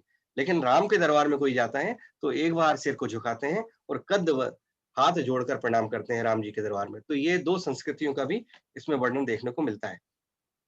एक सुंदर सी बात और कहूँ आपको, यहाँ पर बंगला के बारे में बताने में थोड़ा-सा मुझे अच्छा लग रहा है कि लंका में हनुमान जी उग्रचंडा से भी मिलते हैं। उग्रचंडा, जिनको हम चामुंडा देवी मानते हैं, उनसे मुलाकात कहाँ होती है? लंका में। और इसमें नील और रावण का युद्ध, रेयर युद्ध, जो और किसी रामायण में नहीं मिलता, वो यहाँ पर मिलता है। और नील रावण के मुख को भंजित कर देता है, उनके मुंह पर पेशाब कर देता है, ऐसी घटना इसमें लिखी गई है। विभीषण का पुत्र एक बताया गया है, तरणीसेन, वो लड़ने आता है रावण की तरफ से और विभीषण जी राम को बताते नहीं है। ये घटना कृतिवास रामायण में है। जब राम तरणीसेन का वध कर देते हैं, तब विभीषण रोने लगते हैं। तब पूछा जाता है तो मालूम पड़ता है कि ये विभीषण के पुत्र थे। तब राम सहित पूरी सेना, पूरी वानर सेना विलाप करती है विभीषण के पुत्र के वध के लिए। इसमें लक्ष्मण रेखा का प्रसंग सबसे पहली बार मिलता है। अभी हम बात कर रहे थे जो रंगनाथ की रामायण में, लेकिन सबसे पहली बार यदि लक्ष्मण रेखा का प्रसंग मिलता है तो वो मिलता है कृतिवास की बंगला रामायण में। तो बहुत सारी चीजें हैं, ये मुझे लगा कि बता दूं आपको। यहाँ पर 1-2 चित्र मैंने रखे हैं। चंद्रावती रामायण एक बड़ी लोक रामायण है वहाँ की, जिसको पढ़ा जा सकता है। मैंने कुछ इसके अंश पढ़े हुए हैं जो मुझे ट्रांसलेशंस मिल पाए। और आजकल ये उपलब्ध भी हो रही है। ये तीनों जो ग्रंथ दिए हैं ये एक ही ग्रंथ है। ये माइकल मधुसूदन दत्त जी जो हैं, इनका मेघनाद वध जो है वो ग्रंथ है। मेघनाद वध हिंदी में मिल गया है और ये आप देख रहे हैं बांग्ला में भी है और इंग्लिश का ट्रांसलेशन। तीनों बुक मेरे पास हैं, तीनों पुस्तकें, तीनों के चित्र मैंने यहाँ पर फ्रंट पेज आपको दिए हैं। मेघनाद वध को आप अगर देखेंगे तो उसमें भी ये कथा रावण वध के माध्यम से मिलती है। चलिए अब हम और थोड़ा ऊपर चलते हैं, बंगाल से थोड़ा सा और ऊपर, असम। मुझे समय का ध्यान दिलाते रहिएगा, निवेदन में यही कर रहा हूँ बस। बाकी तो असम जो है वो नॉर्थ ईस्ट में एक सुंदर प्रांत है। जो 7 स्टेट्स हैं वहां पर केवल मैं असम की ही बात कर रहा हूँ।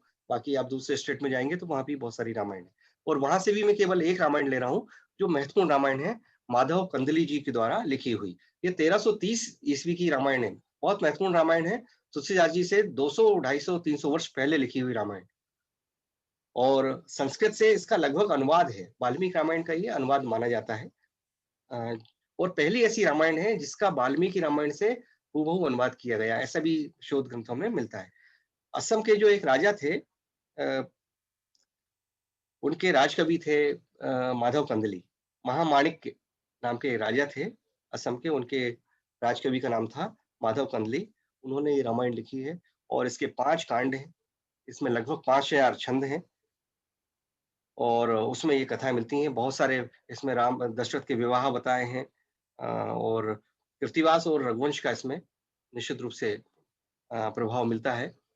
कृतिवास का प्रभाव इसलिए बोल रहा हूँ कि कुछ लोग ये मानते हैं कि ये कृतिवास क्या, इसमें लिखा हुआ है 14वीं शताब्दी की, और कृतिवास को लोग मानते हैं 15वीं शताब्दी की। लेकिन कुछ लोग ये कहते हैं कि नहीं, कृतिवास के बाद लिखी गई होगी। तो जो भी सच हो, लेकिन अब जो पुस्तकें उपलब्ध हो पा रही हैं, हमारी सूचनाएं उन्हीं पुस्तकों के आधार पर ही हो सकती हैं, क्योंकि भाषा शास्त्री अगर उसका विश्लेषण करेंगे तो शायद और दूसरी सूचनाएं मिलें। लेकिन जो सूचनाएं कृतिवास में मिलती हैं वो सूचनाएं माधव कंदली के इस असमिया रामायण में भी मिलती हैं। दशरथ के बाण से जो एक ऋषि की, जो श्रवण कुमार के पिता की हत्या होती है, उन ऋषि का नाम यहाँ पर सिंधु ऋषि बताया गया है, सिंधु मुनि बताया गया है। और इसके अलावा बहुत सारी रामायण है, शत्रुंजय रामायण भी वहाँ की है। ये कारवी रामायण है जो वहाँ की आदिवासियों में बड़ी प्रचलित है। छाविन आलुन है ना, इसको छाविन आलुन जी ने जो लिखी हुई है कारवी रामायण, ये बड़ी रामायण है। इसके बारे में कहा जाता है कि ये वहाँ पर जो आदिवासी हैं असम के, वो लोग इसकी पूजा करते हैं या इसको बहुत मानते हैं। तो चलिए आगे हम आते हैं सीधा वहां से पश्चिम दिशा की ओर, और यहाँ पर भी मैं केवल एक ही रामायण की बात करूंगा। ये बहुत सारे ग्रंथों के नाम नीचे लिख दिए हैं जो गुजरात में प्रसिद्ध हैं। गुजरात में लगभग 100 से अधिक ऐसे ग्रंथ हैं जो जिनको हम रामायण की श्रेणी में या उसकी परंपरा में रख सकते हैं। तो उसमें से केवल एक ग्रंथ की बात कर रहा हूँ जो सर्वाधिक प्रतिनिधि रामायण है, गुजरात की गिरधर रामायण। ये मुख्य रूप से गाने वाली रामायण है, इसको गाया जाता है। जो आप में से अगर कोई गुजराती जानता होगा तो उसने पढ़ी भी होगी ये। इसमें ढाल, वर्णन, बिलावल, मारू, सारंग, बहुत सारे रागों पर आधारित छंदों में ये लिखी गई है, और इसका जो आधार है वो पुराण है, खासकर अग्नि पुराण और पद्म पुराण। उनमें जो राम कथा दी हुई है उसको लेकर ये बनाया गया है, ना कि वाल्मीकि या तुलसीदास जी किसी से, क्योंकि ये जो रामायण है इसका सीधा सीधा पुराणों से पल्लवन हुआ है। और हनुमान नाटक जो एक हुआ है वो भी इसका आधार माना जाता है। इसमें सुंदरकांड में सबसे खास बात क्या है कि विभीषण के द्वारा एक आरती गाई गई है राम जी की। उस आरती को वहां के मंदिरों में आज भी गाया जाता है, और वो आरती वही है जो विभीषण जी स्तुति करते हैं राम की। जो श्रृंगी ऋषि हैं उनका वध बताया गया है लव कुश के माध्यम से, और पत्थरों पर वो जो अंकित करने वाली बात है उसकी जगह यहाँ पर ये कहा गया है कि राम का नाम लेकर उन पत्थरों को छोड़ा गया। रावण की एक बहन क्रोचा जो थी, क्रोचा नाम है उसका वध हनुमान जी ने किया, ये भी इसमें मिलता है। और अहिल्या की पुत्री हुई है अंजना, और अंजना के पुत्र हुए हैं हनुमान जी, ये भी उसमें गिरधर रामायण के माध्यम से हमें मिलता है। ये भी सूचना मिलती है कि जब खीर का बंटवारा हो रहा था अयोध्या में, तो एक चील थी, वो चौथा हिस्सा लेकर भाग गई थी, और वो चौथा हिस्सा अंजना जी के पास पहुंच गया, और उसके माध्यम से फिर हनुमान जी का जन्म हुआ। यानी हनुमान जी भी राम जी के जो 5वें भाई हुए। तो इस तरह की सूचनाएं मिलती हैं। ये जो पुस्तक है ये इसके बारे में ये मैंने पढ़ी नहीं है, लेकिन मुझे सूचना इसके बारे में मिली है, विष्णुदास जी द्वारा लिखी गई है। कुछ लोग ये कहते हैं कि ये हिंदी में लिखी गई पहली रामायण है, इसका संपादन किया है लोकनाथ द्विवेदी जी ने, लेकिन ये अभी मिल नहीं पाई है, तो इसके बारे में मैं कह नहीं सकता। लेकिन ये गुजरात की जो सूची है उसमें भी इसका नाम मिलता है, और बुंदेली की जो रामायण है उसमें भी विष्णुदास जी द्वारा लिखित रामायण को बुंदेली रामायण भी कहा जाता है। तो सच क्या है ये तो तब मालूम पड़ेगा जब लोकनाथ द्विवेदी जी की इस रामायण को हाथों में लेकर देखा जा सकेगा। चलिए अब हम बात करते हैं हिंदी की उन बोलियों की, क्योंकि देखा देखी बहुत सारी बोलियों में रामकथा प्रचलित हुई है, और ये रामकथाएं हमारे नए कवियों ने लिखी है, लेकिन बड़ी महत्वपूर्ण है। अभी मैंने देखा था सूची में, हमारी जो सूची है जो ओम गुप्ता जी ने बनाई है, जिन कवियों को आमंत्रित करना है, उसमें मिथिला रामायण पर बात करने का भी प्रयास रहेगा, इसलिए मैं ज्यादा नहीं बोलूंगा। चंदा झा ने जो मैथिल भाषा में जो रामायण लिखी गई है उसको आप यहाँ पर इसको देख सकते हैं। उनके बारे में कुछ भी नहीं बताऊंगा। मैथिली भाषा की एक बड़ी महत्वपूर्ण रामायण और भी है, जानकी रामायण, जो लाल कवि हुए, लाल दास नाम के महाकवि हुए हैं रीतिकालीन, उन्होंने ये लिखी हुई है, और ये मैथिल भाषा की बड़ी महत्वपूर्ण रामायण है। अभी एक नई रामायण भोजपुरी में आई है राम रसायन के नाम से, आप देख रहे हैं बख्तरी जी की, आपको मिल जाएगी, अब तो गूगल पर भी पड़ी हुई है ये, तो मुझे और सूचनाएं मिली। छत्तीसगढ़ में भी कुछ रामायणों की सूचना मिली है, वहाँ के संग्रहालय में है, लेकिन मुझे अभी तक मिली नहीं है। इसी तरह से कुमायूं, जो पहाड़ के क्षेत्र हैं, कुमायूं, हरियाणवी, गढ़वाली, इस तरह की जो हिंदी बोलियों में ये राम कथाएं रामायण लिखी जा चुकी हैं। इनका काव्य आधार है, तो इनको हम शुद्ध रूप से रामायण ना कहें, लेकिन लोगों ने उसका नाम रामायण लिखा है, तो इसलिए उनकी भावनाओं को समझते हुए हम इसमें रामायण के उन सूत्रों को अवश्य समझने का प्रयास करते हैं कि वो आखिर वाल्मीकि रामायण से, तुलसी रामायण से इसमें क्या अलग दिखाने का प्रयास करते हैं। यदि हिंदी की किसी बोली में फिर से रामायण लिखी जा रही है तो उसका आधार क्या हो सकता है, ये इसमें समझने की बात है, इस पर हम अलग से बताएंगे। ये 3 रामायण मेरे पास हैं जो मध्य प्रदेश की जनसंपर्क विभाग ने प्रकाशित की थी 1990 के आसपास, और जब छत्तीसगढ़ मध्य प्रदेश में मिला हुआ था, और वहां पर आदिवासियों में इन रामायणों को निःशुल्क उसका वितरण किया गया था। यद्यपि वहां के लोगों ने इसको स्वीकारा नहीं, और इसके पीछे काफी विवाद हुए। जो भोपाल में एक कुलपति हमारे हुए हैं बरकतुल्लाह विश्वविद्यालय के, हीरालाल शुक्ल जी, उन्होंने इसकी भूमिका वगैरह लिखी थी, और ये शुद्ध रूप से रामचरितमानस का ही अनुवाद है, लेकिन इसकी भूमिका हिंदी में लिखी हुई है, और इसमें प्रयास किया गया है कि जो मुड़िया, माड़िया और हालवी, ये 3 मैंने आपके सामने रखी हैं, तो इनमें जो प्रथाएं होती हैं, जो लोक कथाएं या इनके जो त्योहार होते हैं, उनके संकेत इसमें कहीं-कहीं उस रूप में मिलते हैं। तो जो गोडी भाषा के एक गायक हैं, वो गोडी भाषा की रामचरितमानस में से उसका उल्लेख करते हैं। मैं सही जा रहा हूँ या थोड़ा-सा समय मुझे जब रोकना हो बता दीजिएगा, क्योंकि ये मेरे ख्याल से करीब अनदर 5 मिनट्स डॉक्टर साहब। ओके, तो चलिए मैं प्रयास करता हूँ कि मैं 5 मिनट में फटाफट स्लाइड दिखा देता हूँ। ये उर्दू की एक रामायण है, उर्दू खुशतर रामायण। मैं चाहता था कि आपको पढ़कर भी सुनाऊं, लेकिन पढ़ लीजिए, मैंने इसके कुछ छंद इसमें लिखे हैं। ये खुशतर जी की लिखी हुई रामायण है, और आप इसको अगर देखते हैं तो ये आपको इसमें बहुत सारी चीजें मिलेंगी, इसके बारे में हम कभी बाद में बात करेंगे। कुछ महत्वपूर्ण चीजें और बताना चाहता हूँ आपको। सबसे महंगी रामायण, विश्व की सबसे महंगी रामायण यदि कोई है तो वो है मेवाड़ की रामायण। ये जोधपुर में है, और इसको आप अगर देखेंगे तो राजा जगत सिंह जो मेवाड़ के राजा हुए हैं, उन्होंने 1628 में इसको लिखा, इसको तैयार करवाया था, और ये चित्र बने हुए हैं, इसमें कोई भाषा नहीं है, और इसमें जो भी चित्र बने हुए हैं उसकी नक्काशी जो हुई है वो सोने की है।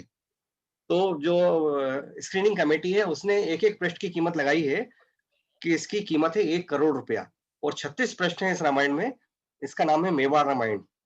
तो ये आप कितनी महंगी रामायण है, इसको विश्व की सबसे महंगी रामायण होने का भी इसको महत्व मिला हुआ है। ये मैं अगर नहीं कहूंगा, हमारे नेपाल के जो भानुभक्त जी हुए हैं कवि, जिनको वहां पर तुलसीदास जी जैसा दर्जा मिलता है, तो उनकी रामायण है भानुभक्त रामायण। बड़ी सुंदर सी रामायण है, इसमें शिव पार्वती संवाद है, विवाह संस्कार है, और इसका हिंदी में जो अनुवाद हुआ है कन्हैया लाल माणिकलाल मुंशी जी ने इसकी भूमिका लिखी हुई है, और लक्ष्मण जी और निषाद के जो संवाद हैं वो दार्शनिक भूमि पे हैं, बड़ा उस पर प्रवचन होते हैं। वहाँ जो नेपाल में जो प्रवचन होते हैं उसका आधार होता है लक्ष्मण जी और निषाद जी के जो दार्शनिक बातचीत हुई है वो वहाँ पर प्रवचनों का आधार है। और भी बहुत सारी चीजें हैं। ये चीज रह गई थी जिसकी मैं आपको बात कर रहा था कि ये 6-7 रामायण हैं, इनके बारे में मैं कभी अलग से बताऊंगा आपको, क्योंकि इसको बहुत विस्तार से बताना आवश्यक है। पद्म पुराण, पौम चरयु, ये अलग अलग जो बोलियां हैं उनमें जैन रामायण लिखी गई हैं। 3री शताब्दी में विमल सूरी ने एक ऐसा ग्रंथ लिखा जिसका नाम है प्राकृत भाषा में, जिसका नाम है पौम चरितम। और रविशरण जी ने जो मेरा कर्सर देख रहे हैं पद्म पुराण है, रविशरण जी का लिखा हुआ, स्वयंभू का लिखा हुआ ये ऊपर जो ग्रंथ है पौम चरयु देख रहे हैं, इसको हिंदी का प्रथम काव्य भी माना जाता है, लेकिन अपभ्रंश भाषा में है। इसके अलावा हेमचंद ने संस्कृत में और भी और लोगों ने संस्कृत से में मिलाकर कुछ जैन रामायण लिखने का प्रयास किया है। मराठी भाषा तो रही गई थी, हम दक्षिण गए थे तो केवल भावार्थ रामायण के बारे में बताऊंगा, बाकी बहुत सारी रामायण है। अगर संख्या बताऊं तो आप आश्चर्य में पड़ जाएंगे, इसकी संख्या भी मेरी गिनती में कम से कम 500 से कम नहीं जाती। एक कवि हुए हैं मोरोपंत जी, मयूर पंडित जिनका नाम है, उन्होंने अकेले ने ही 100 से अधिक रामायण लिखी हैं। और छोटी छोटी रामायण है, सूचनात्मक है, लेकिन बहुत ज्ञानप्रद है और अलग सूचना है। ये एकनाथ जी की जो रामायण है, भावार्थ रामायण जिसको कहा जाता है, ये महाराष्ट्र की सर्वाधिक लोकप्रिय रामायण है, जिसको तुलसीदास जी की रामचरितमानस की भांति ही महाराष्ट्र के लोग इसकी पूजन करते हैं और इसका पाठ करते हैं।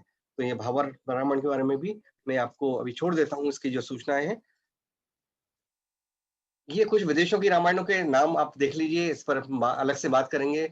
बहुत सारे देशों में चीजें आई हैं, जो बर्मा है, म्यांमार, वहां पर रामायगन है, लाओस में फलाक फलाम है, कंबोडिया में रामकेर है, थाईलैंड में राम की एन है, हिकायत श्री राम है। जब मैं इंडोनेशिया गया था तो वहां पर ये राम की एन मुझे मिल गई थी और इसका हिंदी अनुवाद भी आ गया है अब तो ये मेरे पास उपलब्ध है। इसके अलावा मैंने 2-3 रामायणों का, जैसे ये फ्रांस की रामायण है, इसको मैंने इंग्लिश ट्रांसलेशन मेरे पास मिल गया, काकविन भी इंग्लिश ट्रांसलेशन मिल जाता है।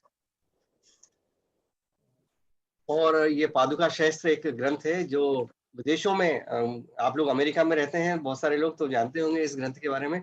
पादुका शास्त्र ग्रंथ है, इसके बारे में अलग बात करेंगे, इसके बारे में भी पाठ होता है, पूजन होती है।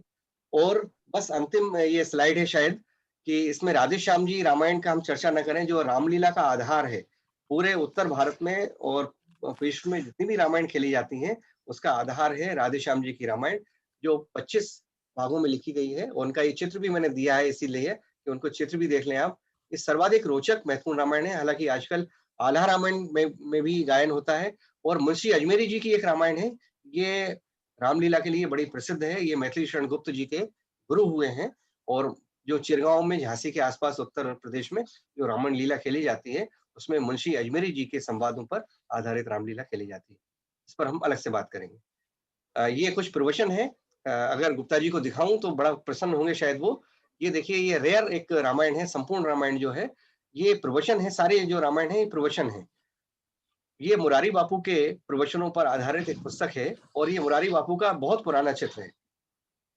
इसके अलावा ये केशव डोंगरे जी महाराज और राम किंकर जी महाराज द्वारा प्रवचनों के आधार पर जो ग्रंथ उपलब्ध हुए हैं उनकी रामायण है। और एक बस ये मोह भी होता है, बताना आवश्यक है इसलिए क्योंकि जब हम बात कर रहे हैं कि वाल्मीकि से अब तक में तो मैं ही हूँ और मैंने जो प्रयास किया है खंडकाव्य लिखने का उसमें कुश रामायण है, इस पर भी हम कभी बात करेंगे। तो इसमें जो कुश के बाद की जो रामायण है उसको बताने का प्रयास किया है।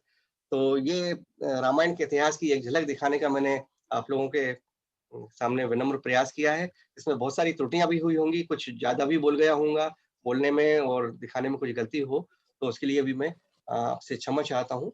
और आगे मैं निवेदन करूंगा गुप्ता जी से कि मेरी टूटी फूटी वाणी में जो गलतियां हो उन सबको आप सभी लोग क्षमा करेंगे और आगे अपनी बात करें। धन्यवाद।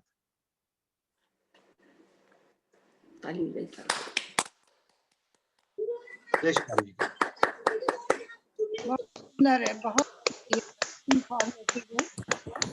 बहुत सुंदर है, बहुत सुंदर, बहुत Very अच्छा nice. बहुत अच्छा डॉक्टर श्रीवास्तव। Very nice. थोड़ा सा प्रयास किया। राजेश जी एक्सीलेंट। अद्भुत वर्णन। वैदुष्य का सागर हैं, वैदुष्य का सागर राजेश जी।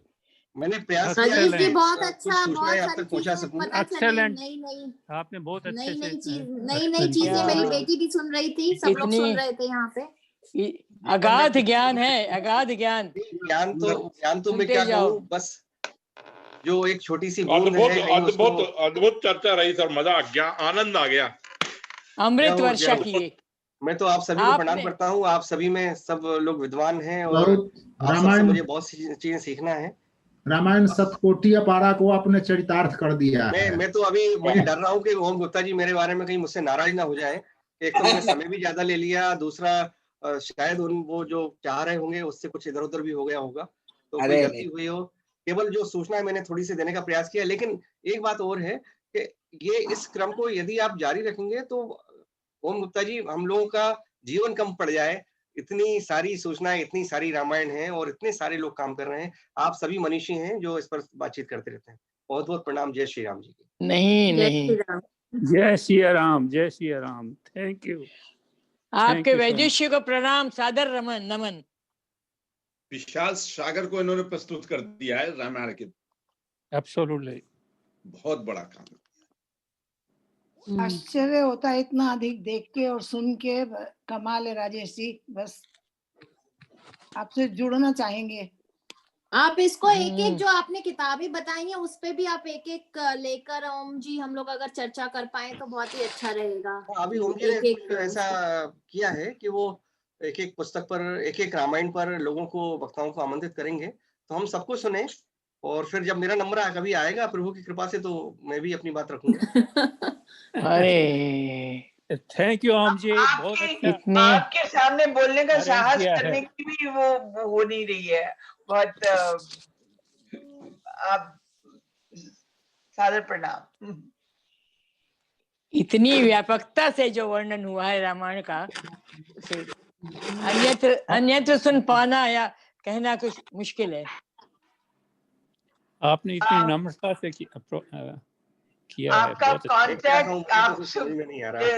आपका ईमेल या कोई प्रणाम भी कर सकता हूँ। ओम जी हमें शेयर करें प्लीज। और ओम जी को मैं धन्यवाद देता हूँ कि उन्होंने मुझे ये अवसर दिया कि मैं आप सबके सामने ये सब बातें जो मेरे पास थोड़ी सी सूचनाएं थी वो रख पाया। लेकिन ये कितना परिश्रम साध्य है आपका ये ज्ञान, समय साध्य, परिश्रम साध्य, और कहाँ कहाँ जाकर आपने ये सब जुटाया। ये क्या कहूँ, उसकी प्रशंसा के लिए शब्द नहीं है मेरे पास। मैथिली शरण गुप्त ने कहा है ना कि राम तुम्हारा चरित्र स्वयं ही काव्य है। काव्य है। तो इस तरह से हम कहते हैं कि राजेश जी आपका चरित्र स्वयं ही रामचरित का भाव है। अरे नहीं नहीं, वाह वाह भाई वाह। तो मैं अभी वही कह रहा था ना कि गिलहरी अगर एक दाना उठा लेती है तो उसको यश कीर्ति मिल जाती है। ये डॉक्टर राजेश कार्यक्रम बहुत सारे करते रहते हैं, आप लोग कनेक्ट होइए, ये बहुत बढ़िया माने शोध पे बहुत सारे कार्यक्रम करते रहते हैं। राजेश जी यहाँ भी आप सूचना दिया करिए जिससे ये लोग भी इससे लाभान्वित हो सके। हम लोग प्रोटेक्ट करते ही हैं। आप हम लोग को बताइए जोड़ने के लिए आप करते हैं तो हम लोग जरूर से आपसे जरूर जुड़िएगा। और मैं समझेंगे। और बाकी एक सूचना मैं यहीं पर दे दूं ताकि मेरा भार कुछ कम हो जाएगा। हमारे साथ में दीपा रस्तोगी जी जुड़ी हुई हैं, अभी कार्यक्रम में भी हैं, तो वो रामायण केंद्र का ये प्रसार भाग देख रही हैं, तो वो आपको सारी सूचनाएं भिजवा देंगी। जब भी हमारे कार्यक्रम होते हैं तो आप इनके माध्यम से जुड़ सकते हैं। जब भी हम लोग तो जुड़े ही हैं, जो हम लोग वो बाहर रहते तो हम चाहते हैं कि हमारी नेक्स्ट जनरेशन भी जुड़े और समझे बातों को, तो उसके लिए भी ये बहुत जुड़ना जरूरी है कि सब बच्चे सुने, आगे के जो बच्चे हैं ना तो वो भी सुने। तो राजेश जी मैं जरूर सबको जोड़ूंगी। बिल्कुल राजेश जी अपना सूचना ये भिजवा दीजिए प्लीज। जी बिल्कुल बिल्कुल अवश्य। ओम भाई ये भी रिकॉर्ड हुआ होगा ये लेक्चर जी, ये भाषण जी YouTube पर आएगा। अच्छा अच्छा, बहुत अच्छा है। गुप्ता जी की आवाज नहीं आ पा रही, मुझे लगता है कि समस्या कुछ है इसको। अच्छा हो सकता है नहीं हो अभी जी, कनेक्ट नहीं हो पा रहे हैं क्योंकि समय हो गया, तो वो कुछ कहने का प्रयास कर रहे हैं लेकिन कह नहीं पा रहे हैं। लेकिन दीपा आप एक थोड़ा सा इसमें वो डाल दीजिए जो रामायण केंद्र का मेल वगैरह है, तो सब लोग कनेक्ट हो जाएंगे, या फिर हमारे ग्रुप में हम निवेदन करेंगे गुप्ता जी से। जी जी तो ईमेल वगैरह अगर आपके पास कुछ है बाकी मुझसे क्या जुड़ना है, मुझे अपने आप से जोड़ लीजिए, बस वही कृपा होगी प्रभु जी की।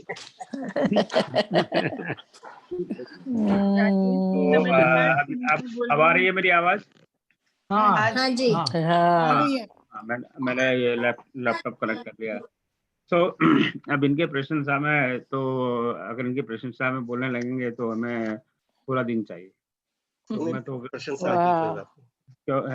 समझ रहे हैं ना मैं क्या कहना चाह रहा हूँ। और मेरे पास तो, मैं तो पहले ही कह चुका हूँ, ना तो हिंदी आती है ना अंग्रेजी आती है, और ना ऐसे ऐसे शब्द है मेरे पास। और आपने जो इतना गहराई से इतना शोध किया है और उसमें लगातार लगे हुए हैं, तो मुझे तो लगता है कि एक रामायण की जितनी पुस्तकें प्रकाशित रूप में आज सुलभ है, उनकी अगर हम सिर्फ फोटो ही देखें उनके कवर की, उसमें जीवन चला जाएगा। पढ़ने लिखने की तो बात ही तो पढ़ने लिखने की तो बात ही छोड़िए। तो अभी कुछ दिनों पहले की बात है, मेरा यहाँ भतीजा है, ह्यूस्टन में है। तो आपको पता है कि मेरी काफ़ी उम्र हो गई, तो जब पिछली मेरी वर्षगांठ थी, तो उसने कहा कि फूफा जी को क्या दिया जाए। तो उसने, देखिए ये पुस्तक मुझे देखिए मैं दिखा रहा हूँ, दिख रही है आपको? बहुत सुंदर। हाँ, और ये है, इसका नाम है, नाम ही रामायण है, and it is I think jointly written by J P Losty and Sumedha V Ojha. और उसमें आप बता रहे हैं ना 1 करोड़ एक पेज का है कुछ है, तो ये भी सारी चित्र कथा के रूप में है। जी बिल्कुल, ये मेवाड़ रामायण है। हाँ, उसकी अब आजकल कॉपियां निकल रही हैं। ये जो मुख्य पृष्ठ हैं वो जोधपुर में रखे हुए हैं। हाँ, और उनकी तो कीमत 1 करोड़ रुपए एक पृष्ठ की कीमत रखी गई है। तो आप देखिए ना, सोने के वर्क से बनाए गए हैं। हाँ, तो मेरे पास वही रामायण है, तो करीब 100 करोड़ का। अरे आप बिल्कुल आप स्वयं ही बहुमूल्य हैं। जिसके पास रामायण है उसके पास क्या कमी है। तो मैं फिर से आपका आभार प्रकट करता हूँ, और आपसे बिल्कुल प्रार्थना करूंगा कि आप भविष्य में आए, पधारें यहाँ पर और हमें ज्ञान दें। तो इतना ज़्यादा, और आपसे ही प्रेरित होकर फिर ये मन में भाव आया था, जैसे मैंने शुरू में कहा, ठीक है, और अन्य रामायणों पर आप तो एक ओवरव्यू, विहंगावलोकन जैसे कहते हैं, थोड़ा दें, और वही दिया आपने एक ओवरव्यू में। आपने कागर में सागर किया, आपने तो सारी दुनिया को समेट लिया। तो उससे प्रेरित होकर उससे और हमने और रामायणों पर चर्चा करें। तो मैं आप सबको जानकारी दे दूं 27 आई थिंक 23 जनवरी को है, श्रीमती राधा परशुराम जो यहीं रहती हैं ह्यूस्टन में, वो कंबन रामायण पर बात करेंगी। तो उसके बाद में हर महीने एक Saturday we are dedicated to that. फरवरी में है डॉक्टर श्रीमती वीना मोहन, वो रामायण दर्शनम बाय कुवेम्पु, और उषा दीदी यहाँ पर हैं, उषा दीदी शील टॉक ऑन राधेश्याम रामायण। फिर मार्च में डॉक्टर ममता जैन वो भी ज्वाइन है आज, वो परम चरित्र पे बात करेंगी। और डॉक्टर तन्मय चक्रवर्ती वो कृतिवासी रामायण पे बात करेंगे। और डॉक्टर बालकृष्ण मनियप्पन जो अभी वाल्मीकि रामायण हमें पढ़ा रहे हैं, वो मलेशियन रामायण पर बात करेंगे मई में। और डॉक्टर दीपा रस्तोगी जिनका भी आपने जिक्र किया, ये तत्वार्थ रामायण पे बात करेंगे। और जून में है डॉक्टर श्री राम मलिक जी, जो आप सब जानते हैं, मिथिला भाषा रामायण पे बात करेंगे। और श्रीमती विनीता मिश्रा जी अध्यात्म रामायण पे बात करेंगे। अप्रैल में हमने कोई स्केड्यूल नहीं किया, कि स्केड्यूल में रामनवमी भी और हनुमान जयंती भी है, तो समय हम लोग जरा तुलसी रामायण पर ही ज्यादा केंद्रित रहेंगे। तो जुलाई से आगे अब इतनी सारी रामायण है, आप सबको मैं आमंत्रित करता हूँ कि इनमें से अगर कोई अब सैकड़ों रामायण में से आप कोई भी रामायण चुन लीजिए। बहुत सारा समय प्रिपेयर करने के लिए। हम तो इस फोरम को एक पाठशाला ही मानते हैं। राजेश जी की बात अलग है, पर हम सब हमारी मैं अपनी बात करता हूँ, हम तो थोड़ा बहुत पढ़ लिख के आके हम लोग थोड़ा बहुत पढ़ लिख के आके यहाँ बात कर लेते हैं, तो उसी भाव से हम सब लोग सीख रहे हैं एक दूसरे से। तो if anybody is interested in talking about any of the Ramayan, जो अभी राजेश ने कई रामायण का जिक्र किया, उन्होंने खासकर 5 रामायण का विशेष जिक्र किया था, कंबन रामायण, कृतिवास, चंपू रामायण, आनंद रामायण और रघुवंश का। तो जब कंबन रामायण और कृतिवास रामायण के लिए तो हमारे पास वक्ता है, और ये चंपू रामायण भोपाल से केंद्रित है, तो वहाँ पे कोई चंपू रामायण में बोलना चाहे तो प्लीज लेट मी नो। और आनंद रामायण पे, और इतनी सारी रामायण इन्होंने इतना जिक्र किया। तो please come forward, let me know, and we have lots of time to prepare. इसमें सभी पढ़ते हैं, सीखते हैं, आगे बढ़ते हैं, तो बड़ा आनंद लगेगा। तो लेट मी सी, अभी टाइम बस 2-3 मिनट और है जो हम लोग नॉर्मली समझते हैं। मैंने अपना चैट बॉक्स में मेल कर दिया है, अगर कोई जिज्ञासा होगी तो वो गुप्ता जी के माध्यम से मुझ तक आ जाएगी। आप जो भी हो उनके, और जैसे आप जानते हैं यूट्यूब पे लाइव रिकॉर्डिंग है, बाद में 1-2 दिन में यूट्यूब पर पोस्ट हो जाएगा।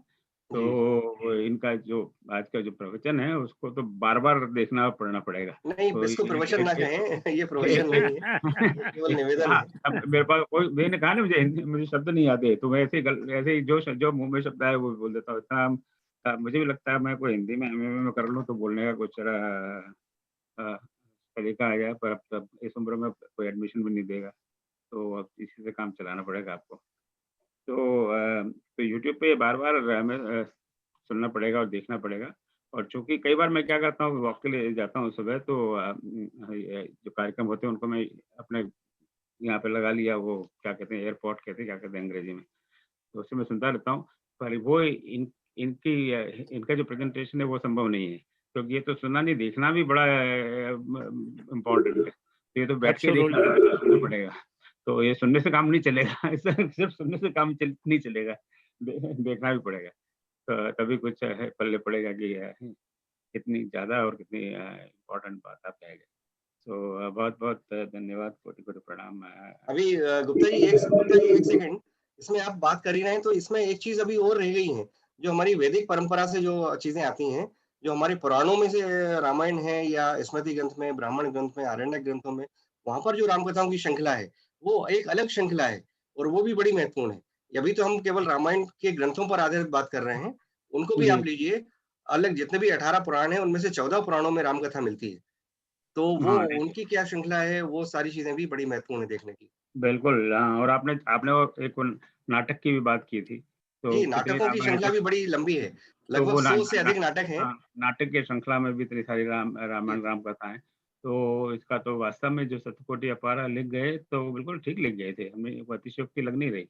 हमने उन सतकोटि को भी ढूंढ नहीं पा रहे, पता नहीं कितने रामायण है अभी जो शायद हमने अभी ढूंढी भी नहीं है, ये भी संभव है। बिल्कुल बिल्कुल, तो बहुत बहुत धन्यवाद। अब एक अगले सप्ताह कुछ ऐसा मन हो रहा है, आप लोगों की राय ले लूँ, जैसा आप लोग कहें कि ये रामचरित मंथन का जो ऑनलाइन कार्यक्रम हम अपने सब मिलके शुरू किया था, इस करीब 9 महीने हो गए, अप्रैल में शुरू हुआ था। तो इसका ओवरऑल अब हम देखें कि अब तक हमने क्या किया, कहाँ पर आए, आगे हमें कहाँ जाना चाहिए, और उसी प्रकार से आगे का कार्यक्रम हम लोग बनाए साल 2021 का और एंड बियॉन्ड।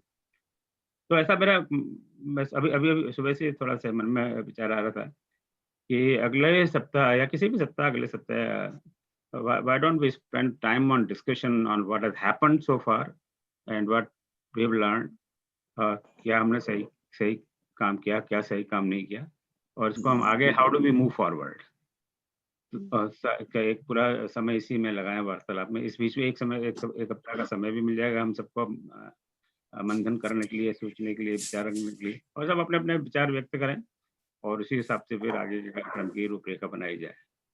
अगर आपको लगता है कि ये समय इस प्रकार के सेशन बहुत ही अच्छा होगा, उचित रहेगा, अगर आपको लगे ये टाइम वेस्ट है या कोई और तरीके से किया जाए तो नहीं, बहुत जरूरी है, बहुत जरूरी है प्लान। जी, मैंने पहले मैंने लिखा था पहले, लेकिन हाँ ये अच्छा रहेगा कार्यक्रम में, क्योंकि इसमें हम लोग थोड़े बहुत संगीत के माध्यम से, डांस है या क्लासिकल डांस है या कुछ पेंटिंग्स बच्चों से, या जो भी बच्चे सीखना चाहें उस तरीके से हम कुछ चीजें कर सकते हैं इसमें।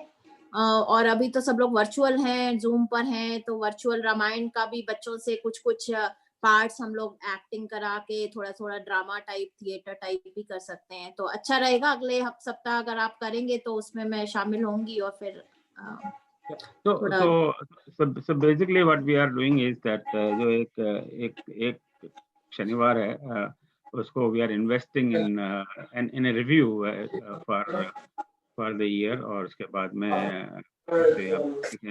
एंड पहले शायद मैं भी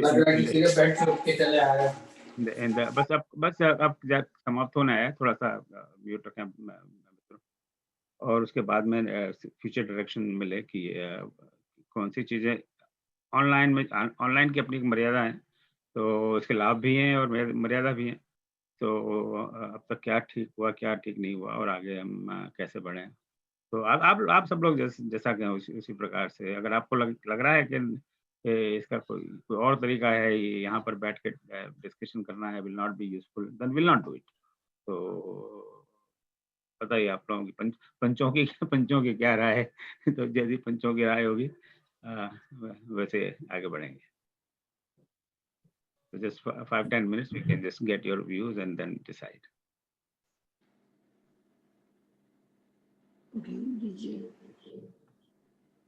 अरे क्या सब एकदम मुझे तो ऐसा लगता है कि आपने जो अभी तक हमसे ईमेल में या कम्युनिकेशन में हमारे व्यूज मांगे हैं, वो मुझे काफी ठीक लगता है, इसलिए कि क्या करना चाहिए, उसकी रूपरेखा can be established after reviewing the content. Discussion में हो सकता है लोग ज्यादा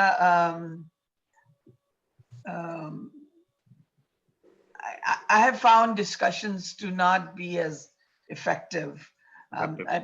I prefer कि जो हैं अपने those who are seriously want to share, they should just write their views and then we can compile a list and go from there. फिर उसके बाद उसका एक once we have a roadmap, then we can talk about it कि भाई ये suggestions हैं, क्या किया जाए. But again, my humble नहीं मुझे भी अप्रीहेंशन है। कई बार क्या होता है कि we just get carried away and meeting becomes a negative और टाइम भी अपना वेस्ट हो गया और नेगेटिविटी भी होगी, तो उसका तो कोई अर्थ ही नहीं। तो वो अप्रीहेंशन तो है मन में। हाँ जी। तो लेट मी, आई थिंक हम थोड़ी सी इस विषय को लेकर थोड़ा मन में दुविधा तो है ही, तो लेट मी चूंकि दुविधा है तो वो कौन सी कहानी है, 2 बिल्ली और 1 बंदर या दो बंदर 1 बिल्ली, ये मैं भूल जाता हूँ हमेशा। तो उसका लाभ लेकर, क्योंकि अब हम लोगों के मन में दुविधा है, तो let me ponder over this और फिर मैं एक व्हाट्सएप पे और ईमेल से आपको संदेश भेजता हूँ।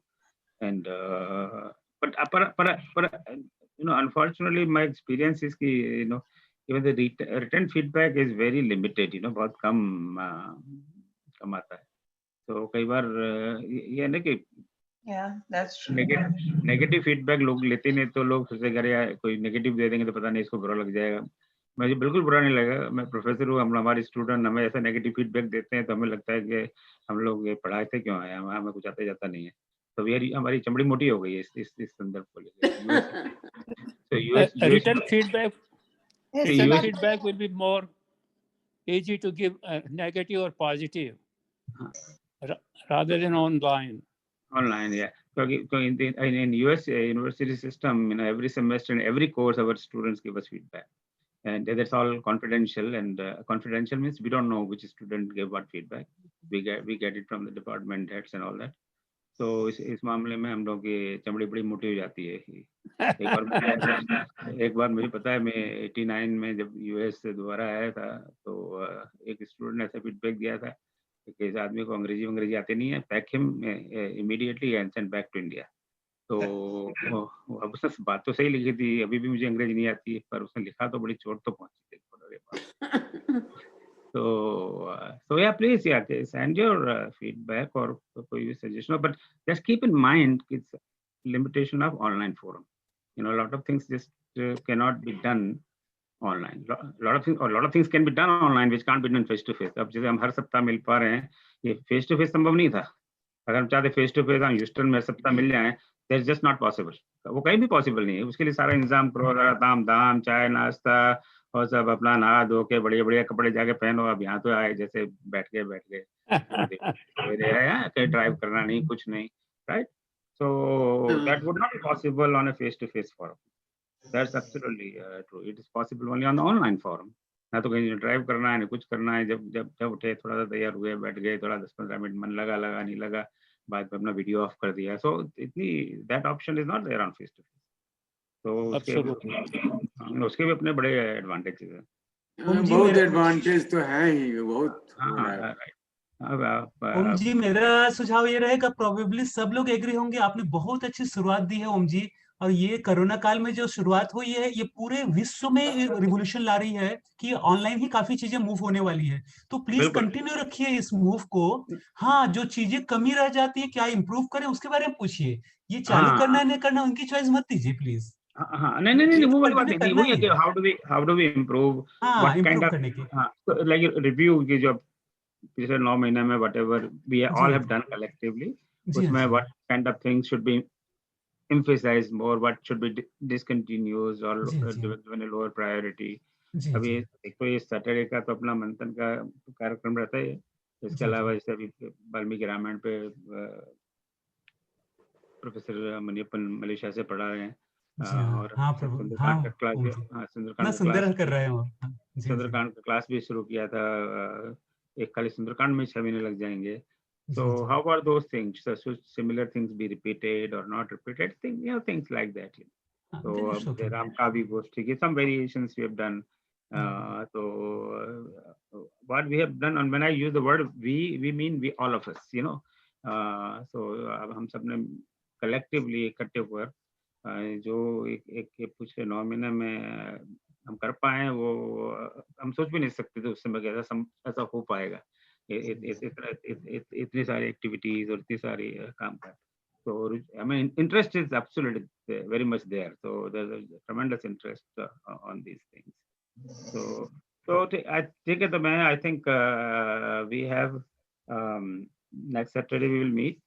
So we might use part of the time in if I analyze it in sharing with you, and then बाद में कई लोगों ने हमने एक वो डाला हुआ है अभी भी है उसका गूगल फॉर्म, माय फेवरेट चौपाई दोहा सोरठा। तो अब आपके कोई चौपाई दोहा सोरठा पर आप बोलना चाहें तो please fill in this form. वो थोड़ा ब्यूरोक्रेटिक लगता है, पर उससे all data is at one place. एक प्रश्न पूछूंगी कि क्या केवल एक चौपाई दोहा या और ज्यादा भी? नहीं, एक दीदी, होल आइडिया इसकी हम वो चौपाई इतनी महत्वपूर्ण हो कि आप उस पर विचार करें, मंथन करें और उसको व्यक्त करें, है ना। तो फिर एक अगर 8 चौपाई ले ली तो पूरा एक प्रसंग जैसा हो गया, है ना। तो कई बार एक चौपाई इतनी महत्वपूर्ण होती है कि जो बड़े बड़े ज्ञानी पंडित मुनि हैं वो तो एक चौपाई पे महीनों बात करते हैं, हमें इतनी गहराई में नहीं जाना। पर अभी आज ही जैसे किसी का मैं देख रहा था, हो जो राम रचि राखा, अभी इसी विषय पर तो बहुत गहरा विषय, तो उस पर वो बात करेंगे। तो आइडिया ये कि किसी एक चौपाई आपको बहुत अच्छी लगती हो, आपको लगता है कि इसका बहुत बड़ा महत्व है, तो उस पर एक हो दो हो, पर मेरा मतलब ये है कि एक पूरा सेगमेंट नहीं हो 8-10 चौपाई का, फिर वो एक प्रसंग हो गया है, संवाद हो गया कोई बात। एक कोई दोहा आपको बहुत महत्वपूर्ण लगता हो, तो मैंने उसमें लिखे 3 बातें। एक तो उसका शाब्दिक अर्थ समझाइए लोगों को, उसमें तो 5-10 सेकंड लगेंगे, 20 सेकंड लगेंगे। उसके बाद उसका क्या गूढ़ अर्थ है, आध्यात्मिक अर्थ है, वो बताइए। और तीसरी बात, उसकी जीवन में क्या उपयोगिता है, हमारे आज के दैनिक जीवन में क्या उपयोगिता है। कि अब जैसे हम सुंदरकांड का क्लास कर रहे हैं, तो ये अपने आप ही हो रहा है। हमें जैसे हम पढ़ते जाते हैं और बात करते जाते हैं, हमें हर लाइन में कोई ना कोई ऐसी बात मिलती है जो जीवन में उपयोगी है। पहले कभी इस तरह से, मैं अपनी बात कर रहा हूँ, मैंने कभी इस तरह से सोचा भी नहीं था कि हर लाइन में ऐसी क्या उपयोगिता होगी, और पता नहीं अपने आप ही वो प्रकट होता है। हर लाइन में उपयोगिता है, हर लाइन में कोई ना कोई ऐसा संदेश है जो हम जीवन में अडॉप्ट कर सकते हैं।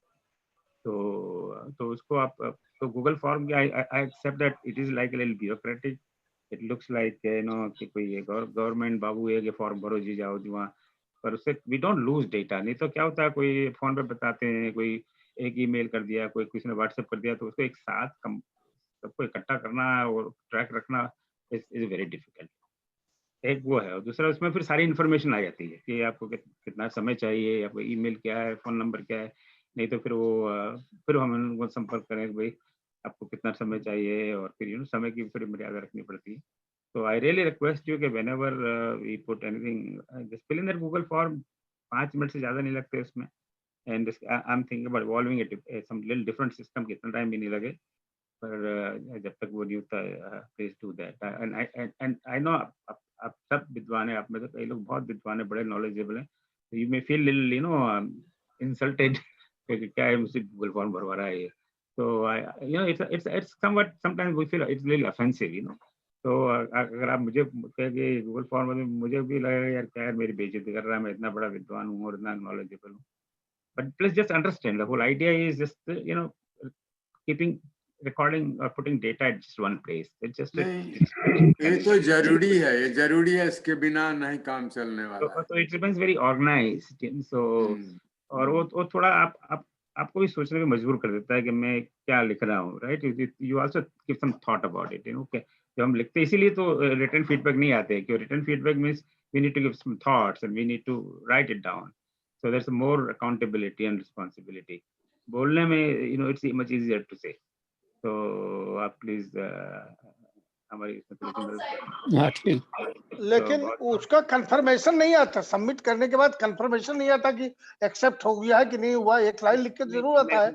नहीं देवेंद्र जी, उसमें एक आपने अच्छी बात की। एक तो जो सबसे इम्पोर्टेंट बात है, सबसे महत्वपूर्ण बात है, उसमें सबसे ऊपर आपका ईमेल मांगता है, और आप ईमेल बिल्कुल सही लिखिए। अगर आपने ईमेल गलत लिखा तो सारा काम बेकार है। एक तो ईमेल आप लिखेंगे और नीचे एक सबमिट बटन है छोटा सा, वो सबमिट बटन वो क्लिक करिए तो आपके पास ऑटोमेटेड जो आपने पूरा फॉर्म भरा है वो आपको उसी समय वो गूगल द्वारा ही ईमेल आ जाएगा कि आपने जो क्या फॉर्म भरा है वो आपको मिल जाएगा। हमें कुछ करने की जरूरत नहीं है। पता नहीं सर, नहीं आ रहा है, मैंने भी ट्राई किया, मेरा पहुंचा ही नहीं है, ऐसा कुछ महसूस होता है गुप्ता जी।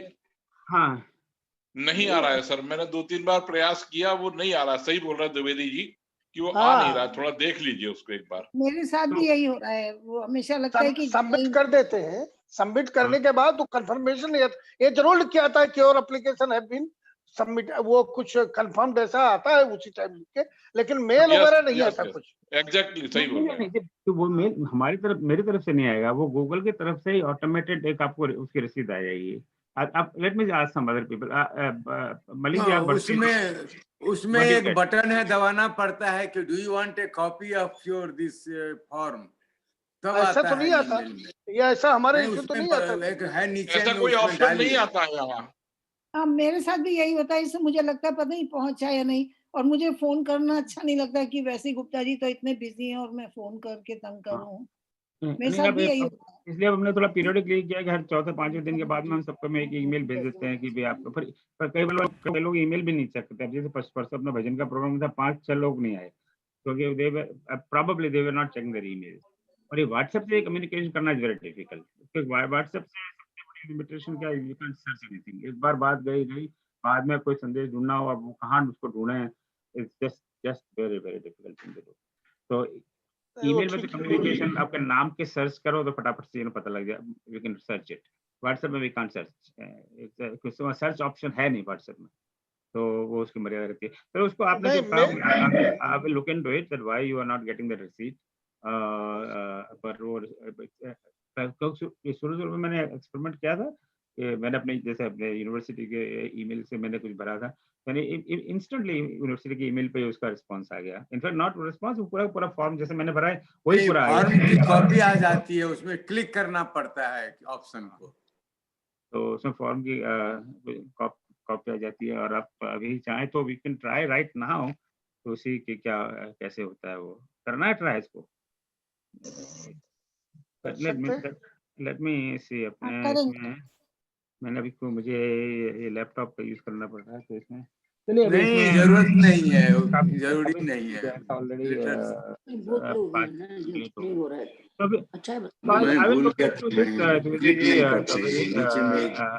हम लोग मेक श्योर करें, पर आप अपना ईमेल अवश्य चेक करें क्योंकि वो रिस्पांस गूगल से ऑटोमेटिकली मिल रही है।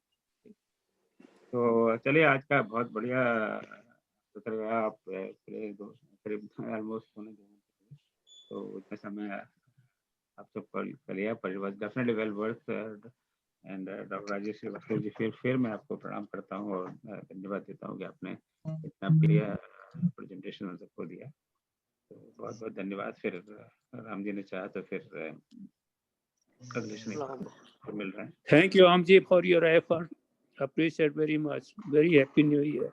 ओम सर्वेषां स्वस्तिर्भवतु, सर्वेषां शान्तिर्भवतु, सर्वेषां पूर्णं भवतु, सर्वेषां मङ्गलं भवतु, सर्वे भवन्तु सुखिनः, सन्तु निरामया पश्यन्तु कश्चित् दुःखभाग् भवेत्। ओम असतो मा सद्गमय, तमसो मा ज्योतिर्गमय, सत्यो मा सद्गमय,